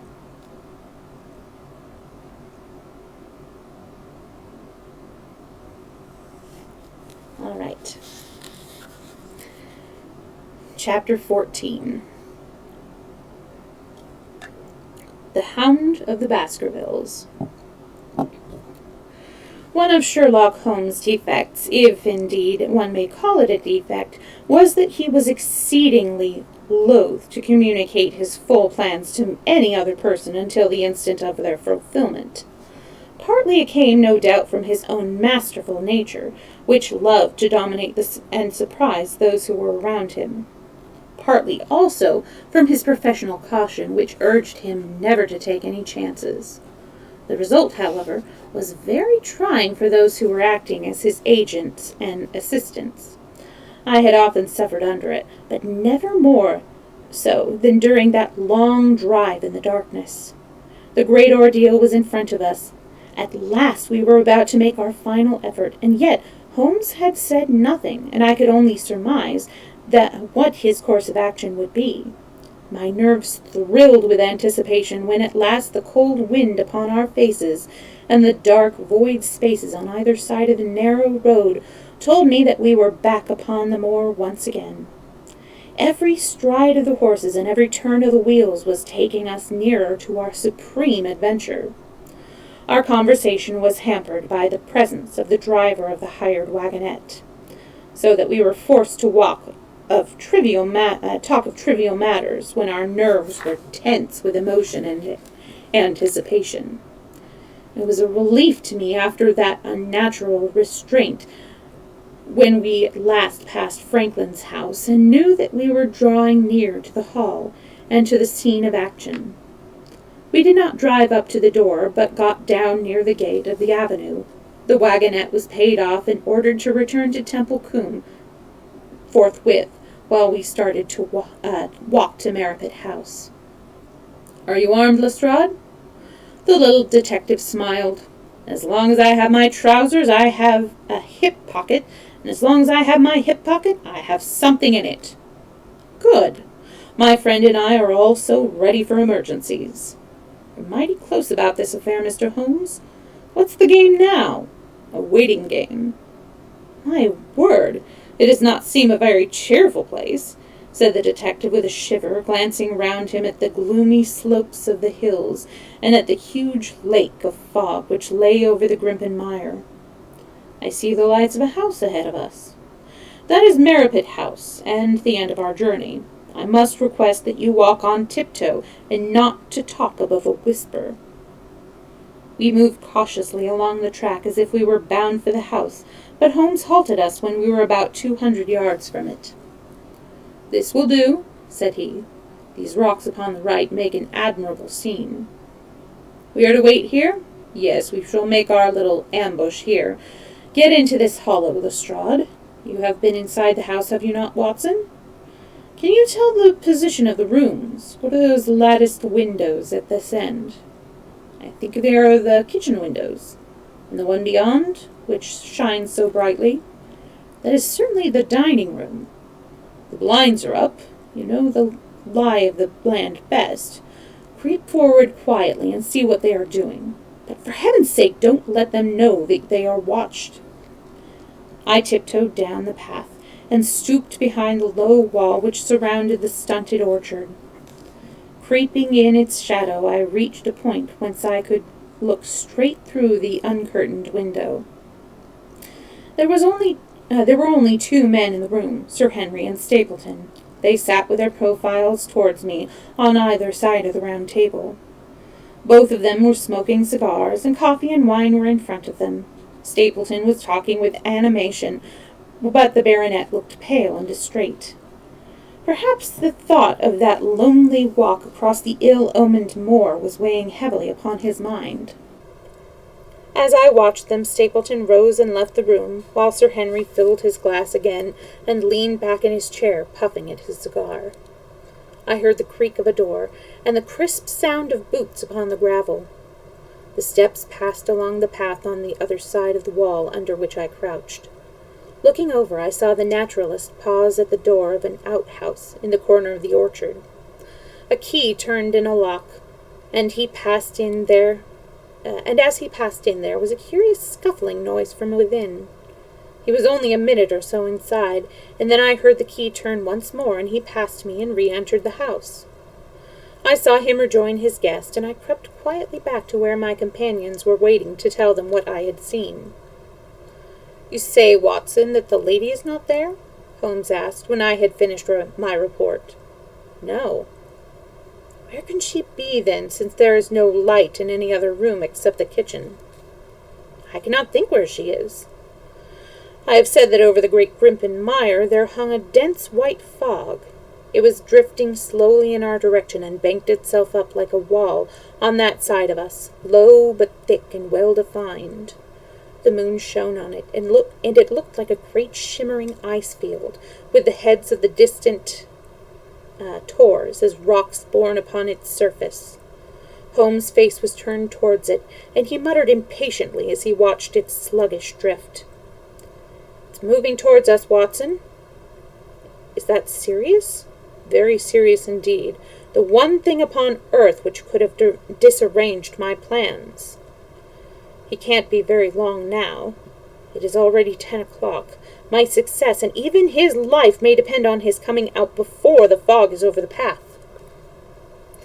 The night was clear and fine above us. The stars shone cold and bright, while a half-moon bathed the whole scene in a soft, uncertain light. Before us lay the dark bulk of the house, its serrated roof and bristling chimneys hard outlined against the silver-spangled sky.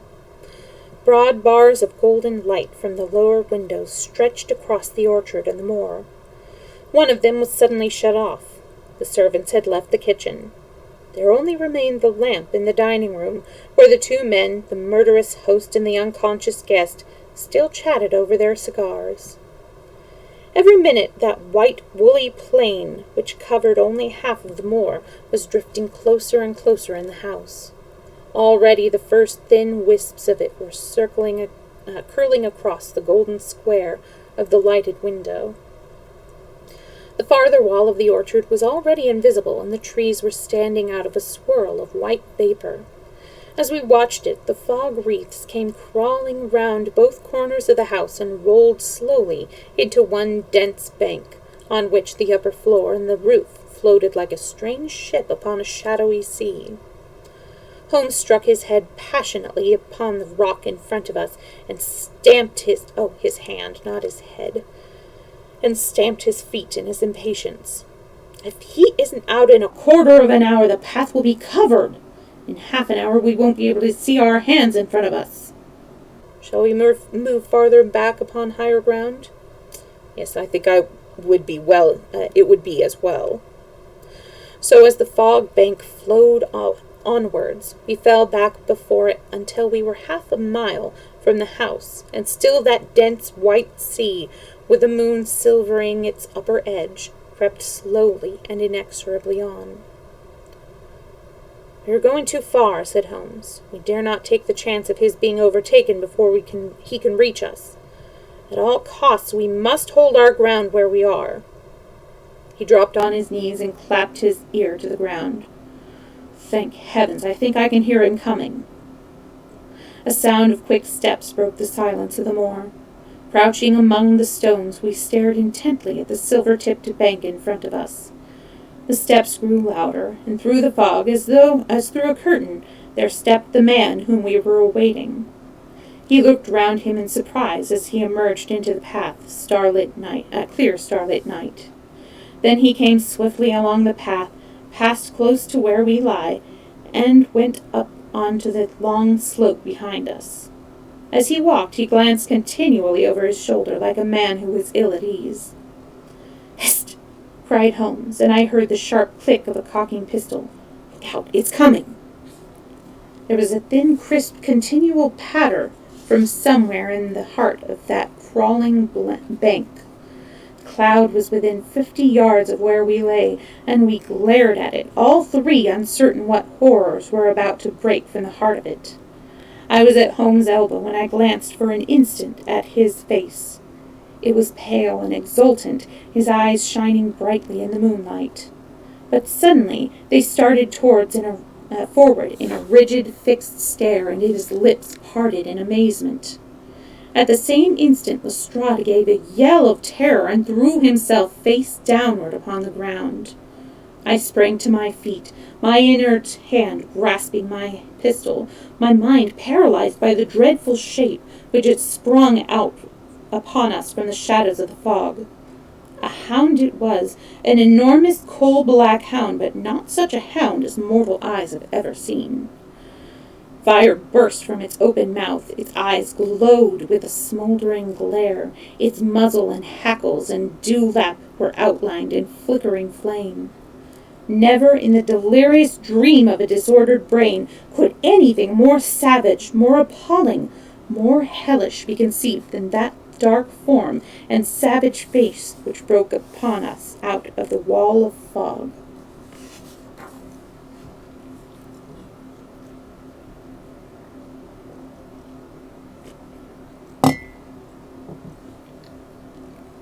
Chapter 14. Continued. With long bounds, the huge black creature was leaping down the track, following hard upon the footsteps of our friend. So paralyzed were we by the apparition that we allowed him to pass before we had recovered our nerve. Then Holmes and I both fired together, and the creature gave a hideous howl, which showed that one, at least, had hit him.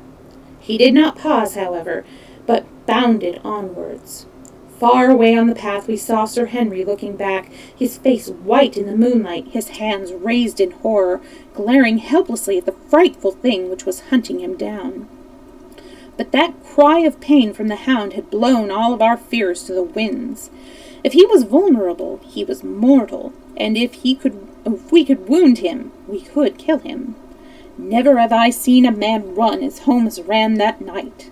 I am reckoned fleet of foot, but he outpaced me as much as I outpaced the little professional. In front of us, as he flew up the track, we heard scream after scream from Sir Henry and the deep roar of the hound. I was in time to see the beast spring upon its victim, hurl him to the ground, and worry at his throat. But the next instant Holmes had emptied 5 barrels of his revolver into the creature's flank. With a last howl of agony and a vicious snap in the air, it rolled upon its back 4 feet, pawing furiously, and then fell limp upon its side. I stooped, panting, and pressed my pistol to the dreadful shimmering head, but it was useless to pull the trigger. The giant hound was dead. Sir Henry lay insensible where he had fallen. He tore away his collar, and Holmes breathed a prayer of gratitude when he saw that there was no sign of a wound, and that the rescue had been in time. Already our friend's eyelids shivered, and he made a feeble effort to move. Lestrade thrust his brandy flask between the baronet's teeth, and 2 frightened eyes were looking up at us. "My God," he whispered, "what was it? What in heaven's name was it?" "It's dead, whatever it is," said Holmes. "We've laid the family ghost once and forever." In mere size and strength, it was a terrible creature which was lying stretched before us. It was not a pure-blood hound, and it was not a pure mastiff, but it appeared to be a combination of the two, gaunt, savage, and as large as a small lioness. Even now, in the stillness of death, the huge jaws seemed to be dripping with a bluish flame, and the small, deep-set, cruel eyes were ringed with fire. I placed my hand upon the glowing muzzle, and as I held them up, my own fingers smoldered and gleamed in the darkness. "Phosphorus," I said. "A cunning preparation of it," said Holmes, sniffing at the dead animal. "There is no smell which might have interfered with this power of scent. We owe you a deep apology, Sir Henry, for having exposed you to this fright. I was prepared for a hound, but not for such a creature as this, and the fog gave us little time to receive him. You have saved my life, having first endangered it. Are you strong enough to stand? Give me another mouthful of that brandy, and I shall be ready for anything. So, now if you will help me up, what do you propose to do? To leave you here. You are not fit for further adventures tonight. If you will wait, one or other of us will go back with you to the hall." He tried to stagger to his feet, but he was still ghastly pale and trembling in every limb. We helped him to the rock where he sat shivering with his face buried in his hands. "We must leave you now," said Holmes. "The rest of our work must be done, and every moment is of importance. We have our case, and now we only want our man. It's 1,000 to 1 against our finding him at the house," he continued, as we retraced our steps swiftly down the path. "Those shots have told him that the game was up. We were some distance off, and this fog may have deadened them. He followed the hound to call him off, but of that you may be certain. No, he's gone by this time. But we'll search the house and make sure." The front door was open, so we rushed in and hurried from room to room to the amazement of a doddering old manservant who met us in the passage. There was no light save in the dining room, but Holmes caught up the lamp and left no corner of the house unexplored. No sign could we see of the man whom we were chasing. On the upper floor, however, one of the bedroom doors was locked. "There's someone in here," cried Lestrade. "I can hear a movement. Open this door." A faint moaning and rustling came from within. Holmes struck the door just over the lock with the flat of his foot, and it flew open. Pistol in hand, we all three rushed into the room. But there was no sign within it of that desperate and defiant villain whom we expected to see. Instead, we were faced with an object so strange and so unexpected that we stood for a moment staring at it in amazement. The room had been fashioned into a small museum, and the walls were lined by a number of glass-topped cases full of that collection of butterflies and moths, the formation of which had been the relaxation of this complex and dangerous man. In the center of the room there was an upright beam, which had been placed at some period as a support for the old worm-eaten bulk of timber which spanned the roof. To this post a figure was tied, so swathed and muffled in the sheet which had been used to secure it, that one could not for the moment tell whether it was that of a man or a woman. One towel passed round the throat and was secured at the back of the pillar. Another covered the lower part of the face, and over its two dark eyes full of grief and shame and a dreadful questioning, stared back at us. In a minute we had torn off the gag, unswathed the bonds, and Mrs. Stapleton sank upon the floor in front of us. As her beautiful head fell upon her chest, I saw the clear red wheal of a whiplash across the neck. "The brute!" cried Holmes. "Here, Lestrade, your brandy bottle. Put her in the chair. She has fainted from ill usage and exhaustion." She opened her eyes again. "Is he safe?" she asked. "Has he escaped?" "He cannot escape us, madam." No, I did not mean my husband. Sir Henry, is he safe?" "Yes." "And the hound?" "It is dead." She gave a long sigh of satisfaction. Thank God! Oh, this villain, see how he has treated me!" She shot her arms out from her sleeves, and we saw with horror that they were all mottled with bruises. "But this is nothing. It is in my mind and soul that he is tortured and defiled. It is my mind and soul that he is tortured and defiled. I could endure it all, ill usage, solitude, a life of deception, everything, as long as I could still cling to the hope that I was in his love. But now I know that in this also I have been his dupe and his tool."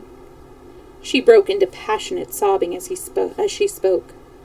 "You bear him no good will, madam," said Holmes. "Tell us then where we shall find him. If you have ever aided him in evil, help us now and so atone." "There is but one place where he can have fled," she answered. "There was an old tin mine on an island in the heart of the mire. It was there that he kept his hound, and there also he has made preparations so that he might have a refuge. That is where he would fly." The fog bank lay all white wool against the window. Holmes held the lamp towards it. "See," said he, "no one could find his way into the Grimpen Mire tonight." She laughed and clapped her hands. Her eyes and teeth gleamed with fierce merriment. "He may find his way in, but never out," she cried. How can he see the guiding wands tonight? We planted them together, he and I, to mark the pathway through the mire. Oh, if I could only have plucked them out today, then indeed you would have had him at your mercy. It was evident to us that all pursuit was in vain until the fog had lifted. Meanwhile, we left Lestrade in possession of the house, while Holmes and I went back with the baronet to Baskerville Hall. The story of the Stapletons could no longer be withheld from him, but he took the blow bravely when he learned the truth about the woman who he had loved. But the shock of the night's adventures had shattered his nerves, and before morning he lay delirious in a high fever under the care of Dr. Mortimer. The two of them were destined to travel together round the world before Sir Henry had become once more the hale, hearty man that he had been before he became master of that ill-omened estate.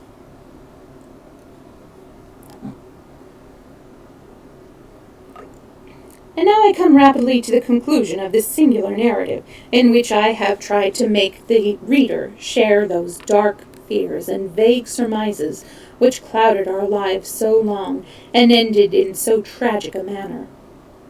On the morning after the death of the hound, the fog had lifted, and we were guided by Mrs. Stapleton to the point where they had found a pathway through the bog.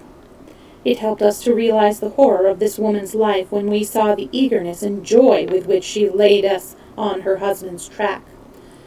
We left her standing upon the thin peninsula of firm, peaty soil which tapered out into the widespread bog. From the end of it a small wand planted here and there showed where the path zigzagged from tuft to tuft of rushes among these green scummed pits and foul quagmires that barred the way to the stranger. Rank reeds and lush, slimy water plants sent an odor of decay and a heavy miasmic vapor into our faces, while a false step plunged us more than once thigh-deep into the dark, quivering mire, which shook for yards in soft undulations around our feet.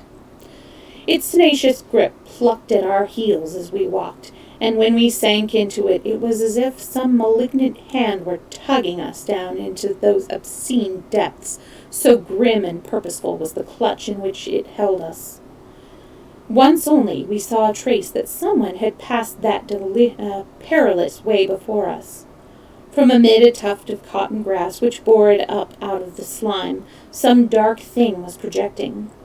Holmes sank to his waist as he stepped from the path to seize it, and had we not been there to drag him out, he could never have set his foot upon firm land again. He held on an old black boot in the air. "Myers, Toronto," was printed on the leather inside. "It is worth a mud bath," said he. "It is our friend Sir Henry's missing boot." Thrown there by Stapleton in his fright. Exactly. He retained it in his hand by using it to set the hound upon his track. He fled when he knew the game was up, still clutching it. And he hurled it away at this point of his flight. We know at least that he came so far in safety. But more than that we were never destined to know, though there was much which we might surmise. There was no chance of finding footsteps in the mire, for the rising mud oozed swiftly in upon them. But as we at last reached firmer ground beyond the morass, we all looked eagerly for them. But no slightest sign of them ever met our eyes. If the earth had told a true story, then Stapleton never reached that island of refuge toward which he struggled through the fog upon that last night. Somewhere in the heart of the great Grimpen mire, down in the foul slime of the huge morass which had sucked him in, this cold and cruel-hearted man is forever buried. Many traces we found of him in the bog-girt island, where he had hid his savage ally. A huge driving wheel and a shaft half filled with rubbish showed the position of an abandoned mine. Beside it were the crumbling remains of the cottages of the miners, driven away no doubt by the foul reek of the surrounding swamp. In one of these a staple and chain with a quantity of gnawed bones showed where the animal had been confined. The skeleton with a tangle of brown hair adhering to it lay among the debris. "A dog," said Holmes. "By Jove, a curly-haired spaniel!" Poor Mortimer will never see his pet again. Well, I do not know that this place contains any secret which we have not already fathomed. He could hide his hound, but he could not hush its voice, and hence came those cries, which ever in daylight were not pleasant to hear. On an emergency, he could keep the hound in the outhouse at Merripit, but it was always a risk, and it was only on the supreme day, which he regarded as the end of all his efforts, that he dared to do it. This paste in the tin is no doubt the luminous mixture with which the creature was daubed. It was suggested, of course, by the story of the family hellhound, and by the desire to frighten old Sir Charles to death. No wonder the poor wretch of a convict ran and screamed, even as our friend did, and as we ourselves might have done when we saw such a creature bounding through the darkness of the moor upon his track. It was a cunning deceit, for apart from the chance of driving your victim to his death, what peasant would venture to inquire too closely into such a creature, should he get sight of it, as many have done upon the moor? I said it in London, Watson, and I say it again now, that never yet have we helped to hunt down a more dangerous man than he who is lying yonder.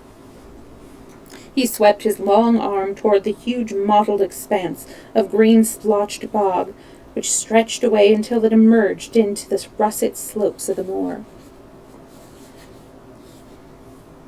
And I think we're about to read the last chapter.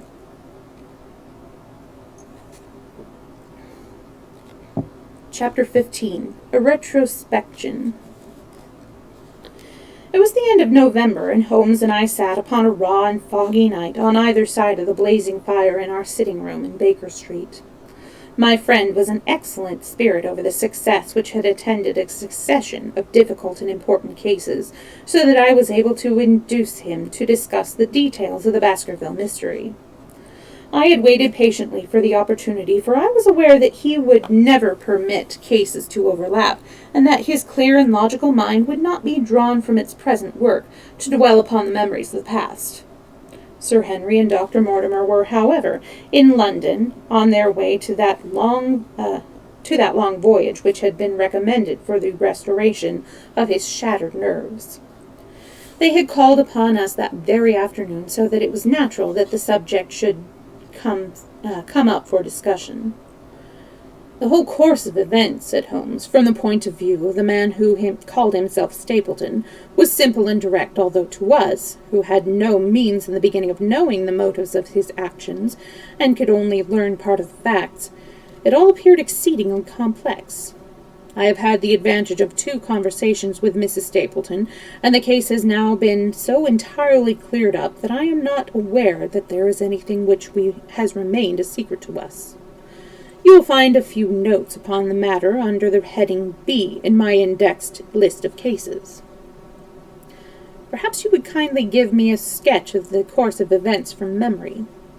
Certainly, though I cannot guarantee that I carry all the facts in my mind. Intense mental concentration has a curious way of blotting out what has passed. So far as the case of the hound goes, however, I will give you the course of events as nearly as I can, and you will suggest anything which I may have forgotten. My inquiries show beyond all question that the family portrait did not lie, and that this fellow was indeed a Baskerville. He was a son of that Roger Baskerville, the younger brother of Sir Charles, who fled with a sinister reputation to South America, where he had said to have died unmarried. He did, as a matter of fact, marry, and had one child, this fellow, whose real name is the same as his father. He married Beryl Garcia, one of the beauties of Costa Rica, and having purloined a considerable sum of public money, he changed his name to Vandeleur, and fled to England, where he established a school in the east of Yorkshire. His reason for attempting this special line of business was that he had struck up an acquaintance with a consumptive tutor upon the voyage home, and that he had used this man's ability to make the undertaking a success. Fraser, the tutor, died, however, and the school, which had begun well, sunk from disrepute into infamy. The Vandeleurs found it convenient to change their name to Stapleton, and he brought the remains of his fortune, his schemes for the future, and his taste for entomology to the south of England. I learn at the British Museum that he was a recognized authority upon the subject, and that the name of Vandeleur has been permanently attached to a certain moth which he had, in his Yorkshire days, been the first to describe. We now come to that portion of his life which has proved to be of such intense interest to us. The fellow had evidently made inquiry, and found that only 2 lives intervened between him and a valuable estate. When he left to Devonshire, his plans were, I believe, exceedingly hazy, but that he meant mischief from the first is evident from the way in which he took his wife with him in the character of his sister. The idea of using her as a decoy was clearly already in his mind, though he may not have been certain how the detail of his plot were to be arranged. He meant in the end to have the estate, and he was ready to use any tool or run any risk for that end. His first act was to establish himself as near to his ancestral home as he could, and his second was to cultivate a friendship with Sir Charles Baskerville and with the neighbours. The baronet himself told him about the family hound, and so prepared the way for his own death. Stapleton, as I will continue to call him, knew that the old man's heart was weak and that a shock would kill him. So much he had learned from Dr. Mortimer. He had heard also that Sir Charles was superstitious, and had taken this grim legend very seriously. His ingenious mind instantly suggested a way by which the baronet could be done to death, and yet it would be hardly possible to bring home the guilt to the real murderer. Having conceived the idea, he proceeded to carry it out with considerable finesse. An ordinary schemer would have been content to work with a savage hound. The use of artificial means to make the creature diabolical was a flash of genius upon his part. The dog he bought in London from Ross and Mangles, the dealers in Fulham Road. It was the strongest and most savage in their possession. He brought it down by the North Devon line, and walked a great deal distance over the moor, so as to get it home without exciting any remarks. He had already, on his insect hunts, learned to penetrate the Grimpen mire, and so had found a safe hiding place for the creature. Here he kennelled it and waited his chance. But it was some time coming. The old gentleman could not be decoyed outside of his grounds at night. Several times Stapleton lurked about with his hound, but without avail. It was during these fruitless quests that he, or rather his ally, was seen by peasants, and that the legend of the demon dog received a new confirmation. He had hoped that his wife might lure Sir Charles to his ruin, but here she proved unexpectedly independent. She would not endeavor to entangle the old gentleman in a sentimental attachment which might deliver him over to his enemy. Threats, and even, I am sorry to say, blows refused to move her. She would have nothing to do with it, and for the time Stapleton was at a deadlock. He found a way out of his difficulties through the chance that Sir Charles, who had conceived a friendship with him, made him the minister of his charity in the case of this unfortunate woman, Mrs. Laura Lyons. By representing himself as a single man, he acquired complete influence over her, and he gave her to understand that in the event of her obtaining a divorce from her husband, he would marry her. His plans were suddenly brought to a head by his knowledge that Sir Charles was about to leave the hall on the advice of Dr. Mortimer, with whose opinion he himself pretended to coincide. He must act at once, or his victim might get beyond his power. He therefore put pressure upon Mrs. Lyons to write this letter, imploring the old man to give her an interview on the evening before his departure for London. And he then, by a specious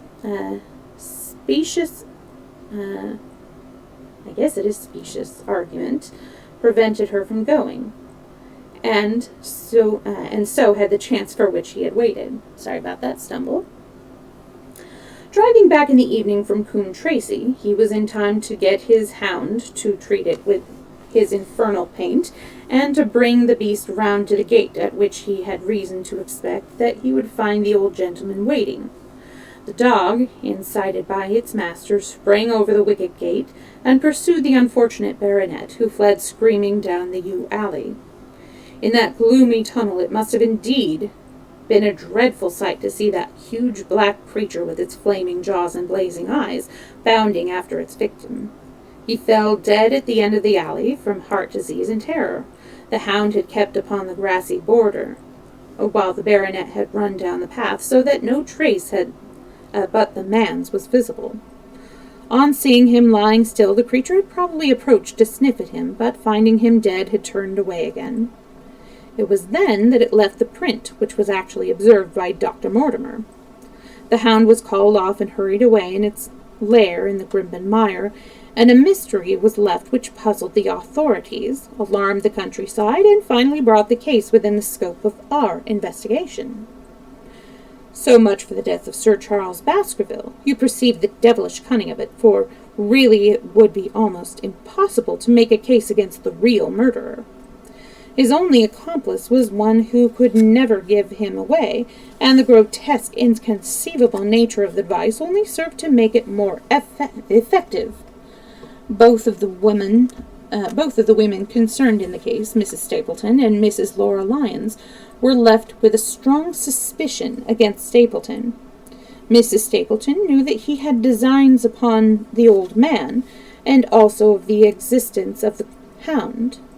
Mrs. Lyons knew neither of these things, but had been impressed by the death occurring at the same time of an uncancelled acquaintance, which was only known to him.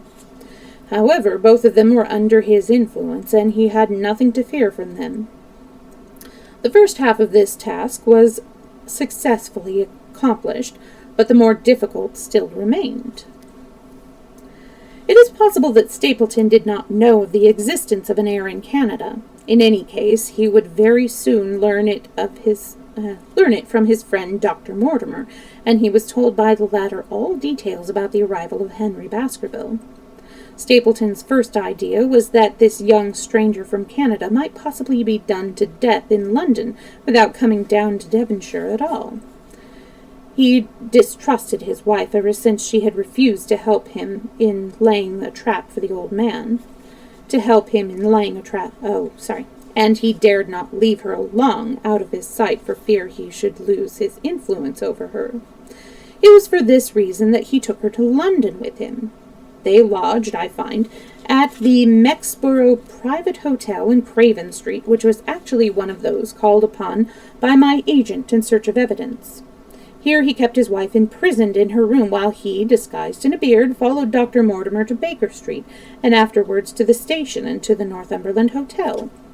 His wife had some inkling of his plans, but she had such fear of her husband, a fear founded from brutal ill-treatment, that she dared not write to warn the man whom she knew to be in danger. If the letter should fall into Stapleton's hands, her own life would not be safe. Eventually, as we know, she adopted the expedient of cutting out the words from which would form the message, and addressing the letter in a disguised hand. It reached the baronet, and gave him the first warning of this danger.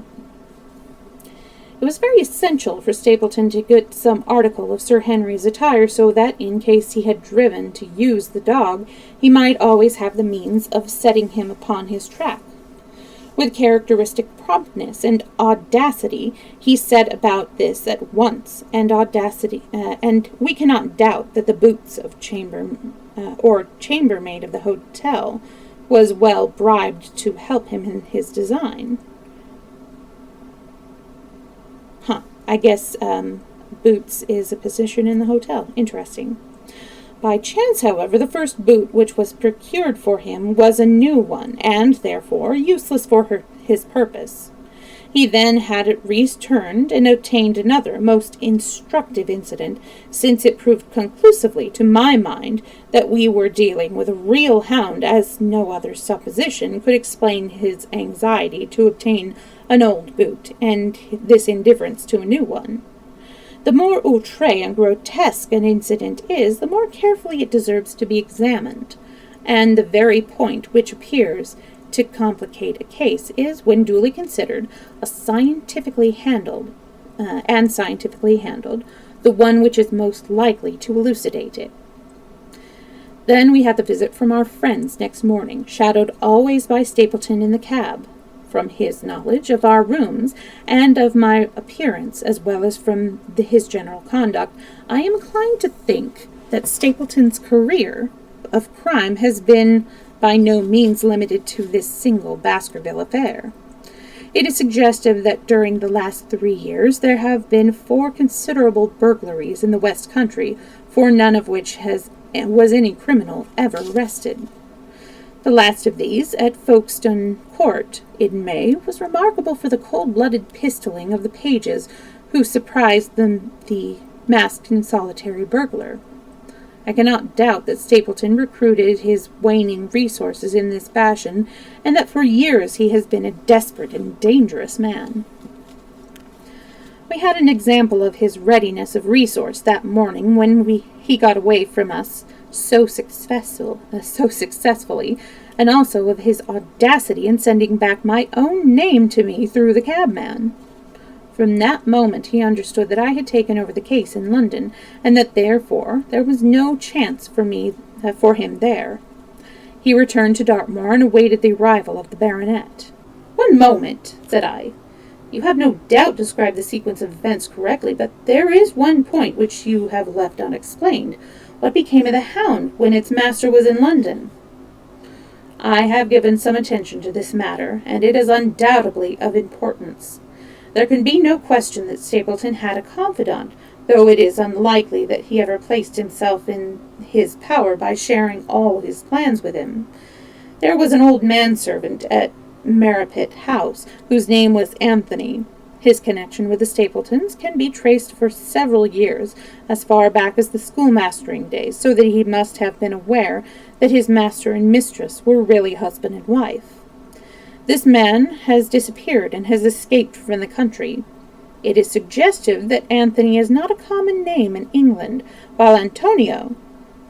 Anthony is not a common name in England, while Antonio is so in all Spanish or Spanish-American countries. The man, like Mrs. Stapleton herself, spoke good English, but with a curious lisping accent.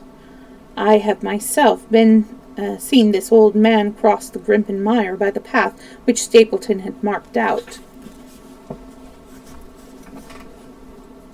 It is very probable, therefore, that in the absence of his master, it was he who cared for the hound, though he may never have known the purpose for which the beast was used. The Stapletons then went down to Devonshire, whither they were soon followed by Sir Henry and you. One word now as to how I stood myself at that time. One word now as to how I stood myself at this time. It may possibly recur to your memory that when I examined the paper upon which the printed words were fastened, I made a close inspection for the watermark. In doing so, I held it within a few inches of my eyes, and was conscious of a faint smell of the scent known as white jessamine. There are 75 perfumes, which it is very necessary that a criminal expert should be able to distinguish from each other, and cases have more than one within my own experience depended upon their prompt recognition. The scent therefore suggested the presence of a lady, and already my thoughts began to turn towards the Stapletons. Thus I had made certain of the hound, and had guessed at the criminal before ever we set to the West Country. It was my game to watch Stapleton. It was evident, however, that I could not do this if I were with you, since he would be keenly on his guard. I deceived everybody, therefore, yourself included, and I came down secretly when I was supposed to be in London. My hardships were not so great as you imagined, though such trifling details must never interfere with the investigation of a case. I stayed for the most part at Coombe Tracy, and only used the hut upon the moor when it was necessary to be near the scene of the action. Cartwright had come down with me, and in his disguise as a country boy, he was of great assistance to me. I was dependent upon him for food and clean linen. When I was watching Stapleton, Cartwright was frequently watching you, so that I was able to keep my hand upon all the strings. I have already told you that your reports reached me rapidly, being forwarded instantly from Baker Street to Coombe Tracy. They were of great service to me, and especially that one incidentally truthful piece of biography of Stapleton's. I was able to establish the identity of the man and the woman, and knew at last exactly how I stood. The case had been considerably complicated through the incident of the escaped convict, and the relations between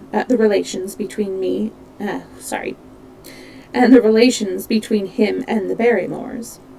This also you cleared up in a very efficient way, though I had already come to the same conclusions from my own observations. By the time that you discovered me upon the moor, I had complete knowledge of the whole business, but I had not a case which could go to a jury. Even Stapleton's attempt upon Sir Henry that night, which ended in the death of the unfortunate convict, did not help as much in proving murder against our man. There seemed to be no alternative but to catch him red-handed, and to do so, we had to use Sir Henry, alone and apparently unprotected, as a bait. We did so, and at the cost of a severe shock to our client, we succeeded in completing our case and driving Stapleton to his destruction. That Sir Henry should have been exposed to this is, I confess, a reproach to my management of the case, but we had no means of foreseeing the terrible and paralyzing spectacle which the beast presented, nor could we predict the fog which enabled him to burst upon us at such short notice. We succeeded in our object at a cost which both the specialist and Dr. Mortimer assured me will be a temporary one. A long journey may enable our friend to recover not only from his shattered nerves, but also from his wounded feelings. His love for the lady was deep and sincere, and to him the saddest part of all this black business was that he should have been deceived by her. It only remains to indicate the part which she had played throughout. There can be no doubt that Stapleton exercised an influence over her which may have been love, or may have been fear, or very possibly both, since they are by no means incompatible emotions. It was, at least, absolutely effective. At his command she consented to pass as his sister, though he found the limits of his power over her when he endeavored to make her the direct and accessory to murder. She was ready to warn Sir Henry as far as she could without implicating her husband, and again she tried to do so. Stapleton himself seemed to have been capable of jealousy, and when he saw the baronet paying court to the lady, even though it was part of his own plan, still he could not help interrupting with a passionate outburst that revealed the fiery soul which his self-contained manner so cleverly concealed. By encouraging the intimacy, he made it certain that Sir Henry would frequently come to Merripit House, and that he would sooner or later get the opportunity which he desired. On the day of the crisis, however, his wife turned suddenly against him. She had learned something of the death of the convict, and she knew that the hound was being kept in the outhouse on the evening that Sir Henry was coming to dinner. She taxed her husband with intended crime, and a furious scene followed, in which he showed her for the first time that she had a rival in his love. Her fidelity turned in an instant to bitter hatred, and he saw that she would betray him. He tied her up, therefore, that she might have no chance of warning Sir Henry, and he hoped no doubt that when the whole countryside put down the baronet's death to the curse of his family, as they certainly would do, he would win his wife back to accept an accomplished fact. And to keep silent upon what she knew. In this, I fancy that in any case we made a miscalculation, and that if we had not been there, his doom would none the less have been sealed. A woman of Spanish blood does not condone such an injury so lightly, and now, my dear Watson, without referring to my notes, I cannot give you a more detailed account of this curious case. I do not know that anything essential has been left unexplained. He could not hope to frighten Sir Henry to death as he had done the old uncle with his bogey hound. The beast was savage and half starved. If its appearance did not frighten its victim to death, at least it would paralyze the resistance which might have offered. No doubt. There only remains one difficulty. If Stapleton came into the succession, how could he explain the fact that he, the heir, had been living unannounced under another name so close to the property? How could he claim it without causing suspicion and inquiry? It was a formidable difficulty, and I fear that you ask too much when you expect me to solve it. The past and the present are within the field of my inquiry, but what a man may do in the future is a hard question to answer. Mrs. Stapleton has heard her husband discuss the problem on several occasions. There were 3 possible courses. He might claim the property from South America, establish his identity before the British authorities there, and so obtain the fortune without ever coming to England at all. Or he might adopt an elaborate disguise, during which short time that he need be in London. Or again, he might furnish an accomplice with the proofs and papers, putting him as an heir, and retaining a claim upon some portion of his income. We cannot doubt from what we know of him that he would have found some way out of the difficulty. And now, my dear Watson, we have had some weeks of severe work, and for one evening I think we may turn our thoughts into more pleasant channels. I have a box of Les Huguenots. Have you heard of Duresquez? That's a word. Might I trouble you, then, to be ready in half an hour, and we can stop at Marcini's for a little dinner on the way. And we have reached the end of The Hound of the Baskervilles. So I hope you had fun. Yeah, we did go about 45 minutes over, but I was kind of expecting that, because I couldn't quite get it into even thirds with how the chapters ended up. So, should I do a little bit of a gaming stream, or should I go ahead and raid somebody else? What are your thoughts?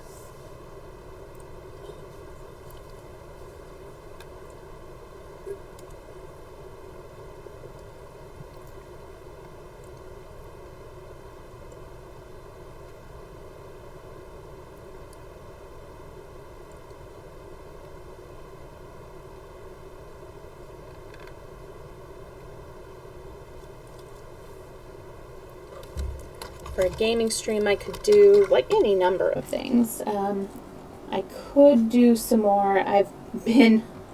Oh, goodness, did I get disconnected somehow? I could do a bit of Terraria, or... Oh, okay. Oh, no. Well, you know, it has been a very, very long day and night. Yeah. For you. So, oh, sorry. That's buzzing at me. Well, let's see actually who is streaming at the moment. My phone is very insistent right now. Alright, let's take a look.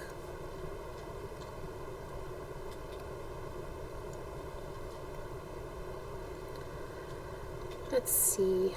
Well, we've got Pupper. We've got Coffee with B. Honey Crossing, and Fiery Ashes. We've got a lot of people streaming right now. All right. Thank you for hanging out with me so much, Corel, and you are a wonderful mod. I really appreciate you. I hope you have a good sleep. I think I am going to go ahead and raid somebody. Does anybody have any suggestions or requests? Could do, let's see. We've got 2 people doing Animal Crossing. Puppers is doing Valorant. I don't know what Fiery Ashes is doing. But actually, I think I'm going to raid Honey Crossing.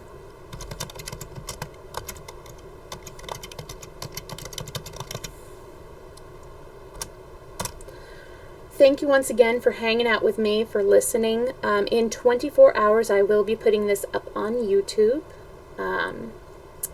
And I hope to see you next time. Have a good time zone wherever you may be. Bye.